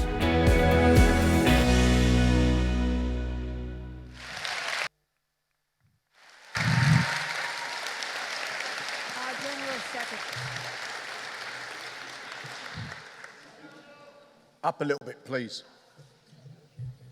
Thank you very much. Yeah, I'm not that short, as someone just said. Tim Roach, General Secretary, incredibly proud to be moving the General Secretary's report here in the 2017 Congress in Plymouth. And Congress, there's only one place to start this speech, and that's by congratulating Mary and Malcolm on their utterly deserved re-election to President and Vice President of our Union. You are the shining lights of all that's good about fairness and justice and decency, and are the very pillars upon which our GMB union is built. I look forward to working with you both for many years to come. But Congress, I speak to you today in turbulent and frightening times. I see I've got the red light already, blimey. Looking back, not just over the last year, but since I was elected as General Secretary, we faced the Trade Union Act, Brexit, a Labour Party leadership contest, a new Tory Prime Minister, the election of Donald Trump in the US, and now a general election. I'm trying not to take it personally. But whilst we may not have predicted all of these circumstances, if I'm honest, I struggle to be surprised by them. If the last year has shown us anything, it shows very clearly how far politics and those who make decisions on our members' behalf has moved from the people. Something this Congress warned about year after year after year. Trump isn't sat with his finger on the nuclear codes because he had the slickest campaign or the best sound bites. He's in the White House because his rhetoric spoke to people who have been left behind by a broken system, broken politics and broken economics. In the States, as here with UKIP and Brexit, people have shouted and screamed at the government that the system isn't working for them, that their kids don't have jobs to go to, that there aren't enough decent, affordable houses, that immigration and the flexible labour market has had an impact on wages, working conditions and job security. Those voices have been ignored and ignored for a very long time. I'll say more on that in a minute because, as challenging as these times are, we're here celebrating today. We're celebrating over 100 years, 128 years, our 100th Congress, and how far we've come from the Beckton Gasworks those many years ago. As we've said throughout this Congress and in the video we just saw, I'm sure that Will Thorne could never, or Eleanor Marks could never have imagined how strong our union would be 128 years down the line. But I think they'd be very proud. They'd be proud of each and every delegate here today who, day in, day out, takes the fight on for our members, and so am I. They'd be proud of how we stand up for equality, for women, BAME members, the young, the old, the disabled, the LGBT plus community, and so am I. They'd be proud that we have a reputation of a union that never gives up, never goes away and never backs down. And Congress, I can't tell you how proud I am of that too. In generations, we've come a long way.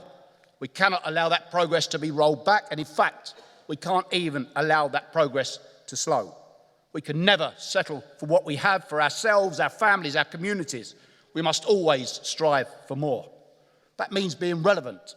It means understanding the challenges and worries and threats that our members face every single day. It means responding to those challenges by resourcing and supporting our reps and officers to make you the most highly skilled in the business. It means understanding that while a minority of those who voted for Brexit are ignorant racists, and ignorant racists cannot and will not ever go unchallenged by us, for the majority who voted for Trump and Brexit and Farage, they voted for change because status quo simply isn't acceptable to them.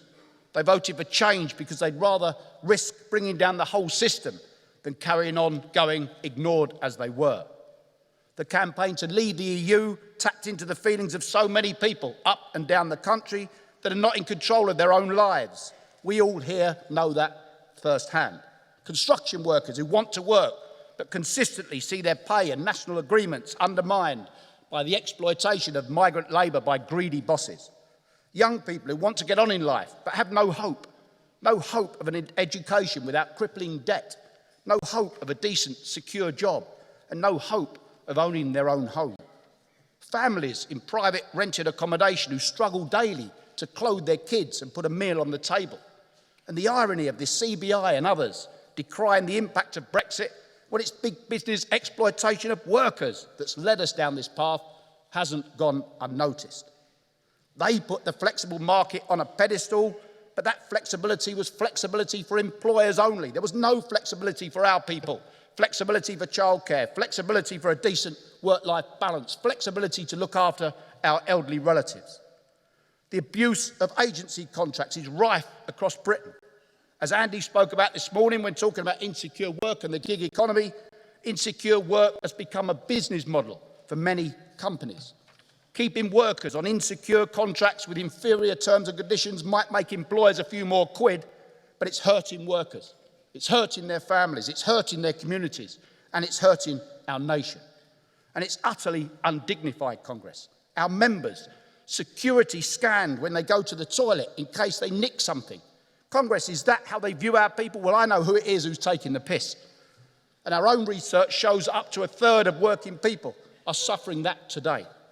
So forgive my scepticism when Theresa May says that she's going to roll out the greatest expansion of workers' rights of any Tory government ever. Well, that wouldn't be bloody hard, would it? Theresa May, the artful dodger, who dodges every single key question if she hasn't dodged the debate altogether. And this from the party of Thatcher, whose latest instalment of trade union attacks was the Trade Union Act, which, yes, Theresa May voted in favour of just last year. Let's never forget that. And this from a Prime Minister who now wants to nick your house if you're unfortunate enough to suffer dementia. It's a scandal, and we will never stop showing the Tories for what you are. And yes, Amber Rudd, we will judge you on your record of austerity, killing working people, your record of pay freezes and pay cuts to workers, the rise in insecurity and the casualisation of employment. Yes, we'll judge you on that, and we'll judge you on June the 8th. Congress, we know it would be easy to look at the world as it is now and to retreat. But we in this room can't. We don't, and we won't. We won't because we understand what it's like for people like Sarah. I was out knocking doors in Birmingham last week, as I always do at election time, and I spoke to a woman who was worried about the closure of her local children's centre. Sarah had been sexually abused as a young woman and was then a heroin addict. She'd been going through a particularly tough time. She said to me, "Tim, if it wasn't for that children's centre, I would be dead." That centre gave me somewhere to go, to get help, get support, and I know then that I wasn't on my own. She's now got a husband and two wonderful kids who I met as well. That's Labour investment. That's what made Sure Start happen in Sarah's community. It was Labour that understood the needs of the whole community, the whole family, and set about making a difference to them. Stories like that are the reason that we will fight for a Labour government. The Labour Party, colleagues, isn't perfect. It's far from it, but it's ours.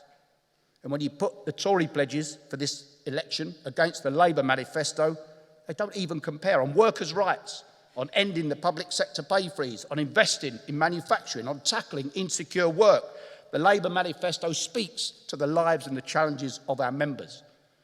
But conference, we have to fight for that. We have to fight for those ideas, and we have to fight for them now and again next week and the week after. I'm sick of hearing that the Labour manifesto is too radical or too left-wing. Guaranteeing a secure, decent paid job, an affordable roof over people's heads, free education for all kids and properly funded NHS and care service. That's not radical, that's bloody fair play.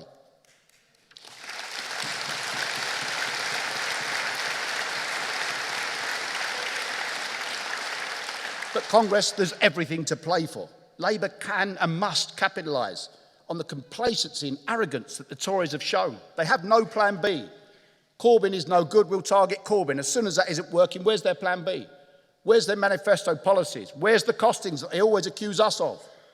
It's there for the taking. So I'll be out on the doorstep from the moment this Congress stops until the polls close on Thursday night.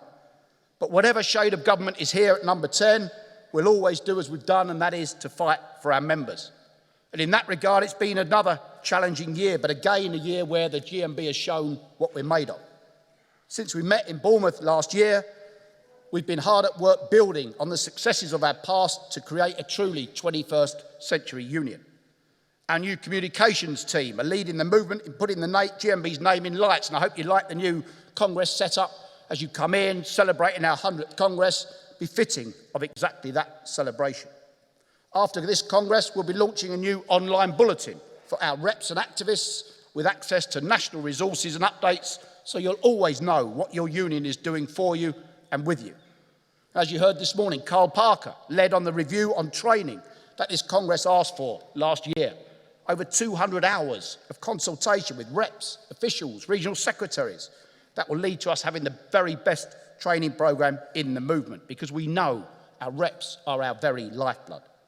Our commercial services team and legal director Maria Lutkin are doing a brilliant job in taking the fight directly to employers who think the new trend of bogus self-employment is a cash cow worth milking. Our challenge of Uber in the courts has rightly been tagged the most sensational legal case in the last decade.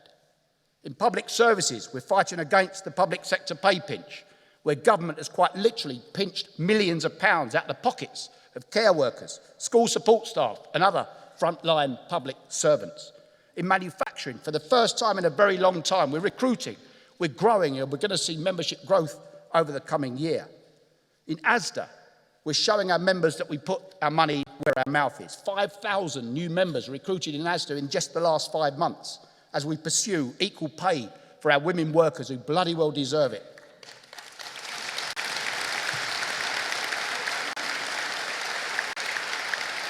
And now the regions. Our South-West region ran a breakthrough campaign against Lidl and real groundbreaking stuff on retention. Birmingham and West Midlands region continue to organise a growing and vibrant care section, and the Birmingham organised sisters go from strength to strength. Southern region managed to do something not many others can claim. They renationalised a public service by bringing ambulance services back in-house along the coast in Sussex.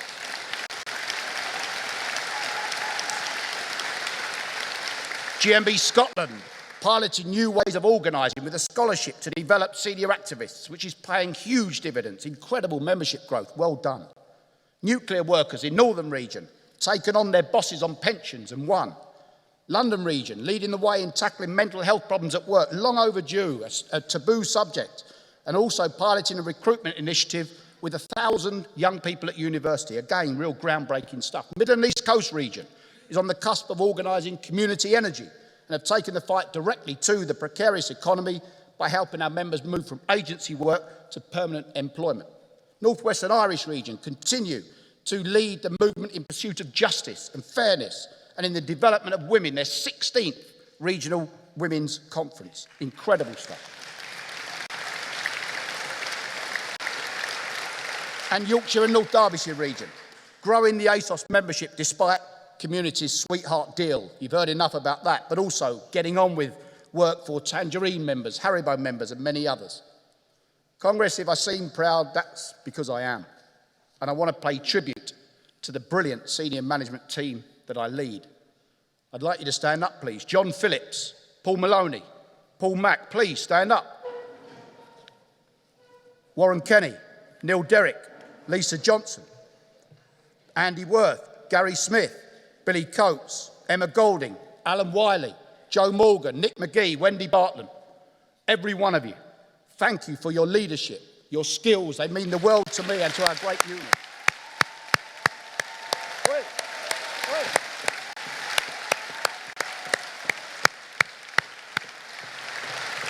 Thank you all for fighting, campaigning, delivering, encouraging, supporting, representing, day in, day out. Congress, I've said before and I'll say it again, nothing was ever given to working people. We've had to fight every step of the way. We've never looked at the world as it is and accepted that that's the way it'll always be. We'll take on the gig economy. We don't care if Uber are a multinational company. We're right, they're wrong. They're exploiting workers and it's going to stop. We'll fight for a Brexit that works for working people. The Tory addiction to the free market and austerity politics is what got us here in the first place. Our political system will never recover if the result of Brexit is even more insecure, more flexible labour market with fewer rights than we have now. That's the fight we're going to have. And Congress, we won't just have the fight, we'll lead the charge as we always do. We'll lead in representing all working people, no matter your background. We'll lead in representing all working people, no matter your postcode, your bank balance, your age, your gender, your colour, or your sexual orientation. We'll lead by uniting where others seek to divide us, and we'll lead by embedding everything we do in the industrial work of our union. Just as Will Thorne did, just as Eleanor Marx did. Their new unionism shaped a generation of trade unionists. Since then, we've been through industrial revolutions, and apparently now we're moving on to our fourth. The rise of automation will be a big challenge for us in the years to come. It's inconceivable, conference, that the world of work will look the same in 20 years, let alone 50 years, as it does now. Machines may mean less workers. It may mean a move to 4-day working week. I'm all for that, but does it mean 5 days pay for those 4 days a week? That's going to be a key battleground, but we're ready. Yes, conference, the robots are coming, but in addition to our army of brilliant activists and officers, we've got Doctor Who and Wonder Woman.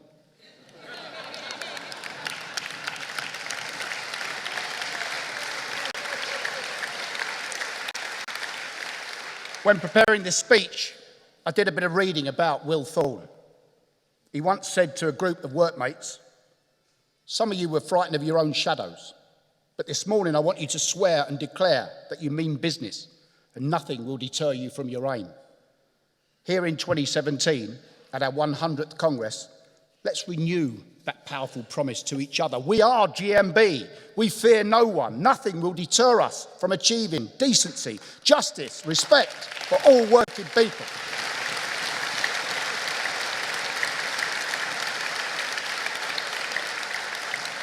And now, just as there was only one place to start my speech, there's only one place to finish it. And that's by thanking all of you, our activists, who day in, day out go above and beyond the call of duty to make a difference to people's lives.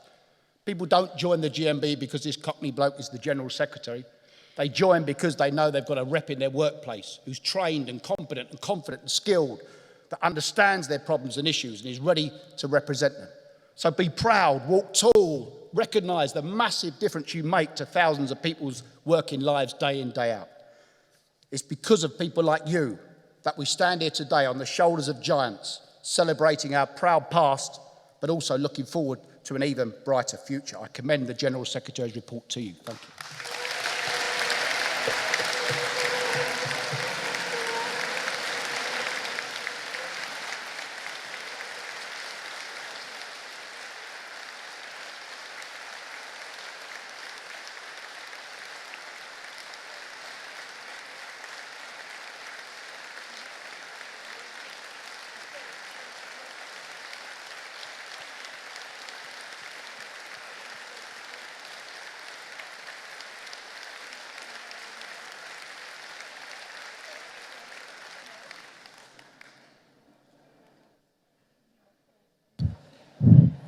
Don't make him too welcome, he might want to stay. Well done, Tim. Very, very much so. Does anyone wish to raise any issues in the General Secretary's report? No? Yes? Will you please tell us the page?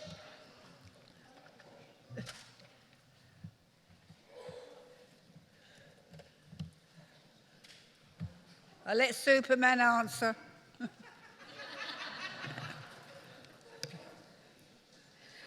Taranjit China, London Region, speaking on the General Secretary's report. President Congress, we commend and thank our General Secretary on this informative and 21st century report. As we know, proportionality and representation within the Union is very important. And as a Union, we must recognise the value of having a positive, diverse and inclusive agenda. As the face of the workforce changes, it's essential that the structures of our Union reflect those changes, so membership can remain empowered and connected with the Union. Tim, in your report, you quite rightly address the mapping of women in the Union. However, we note that there seems to be no mapping of the equality strands, although we do note that work done so far on the Equality Through Inclusion strategy has been set out in pages 23, 24 and 25. If it's correct that the mapping of the equality strands is not addressed in your report, can we, in the interests of proportionality and representation within our Union, conduct possibly a full mapping exercise to include, maybe, Tim, in your next General Secretary report for 2018? Thank you. Thank you, Taranjit. Anyone else? No? Tim?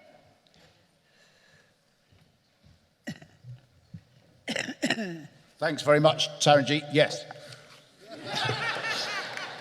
Seriously, though, it's a very fair point. We, as the senior management team, are very mindful of our membership and all positions right across the Union being reflective of our membership themselves. And I think that's important. That's work in progress for us. We need to do more. We did an all-members survey that you will have hopefully all received very recently. We asked for gender, ethnicity and various other things too. That's the start of the process. Getting our data up to date is a crucial challenge for us, Taranjit, I'll be honest, because the more we want to communicate with our members, how quick it needs to be, how swift. Ideally, we want their mobile phone numbers, we want their email addresses. So we're on with all of that stuff, but to directly answer your question about mapping our membership across the strands and gender, the answer is absolutely unequivocally yes, and I'll be happy to report back next year.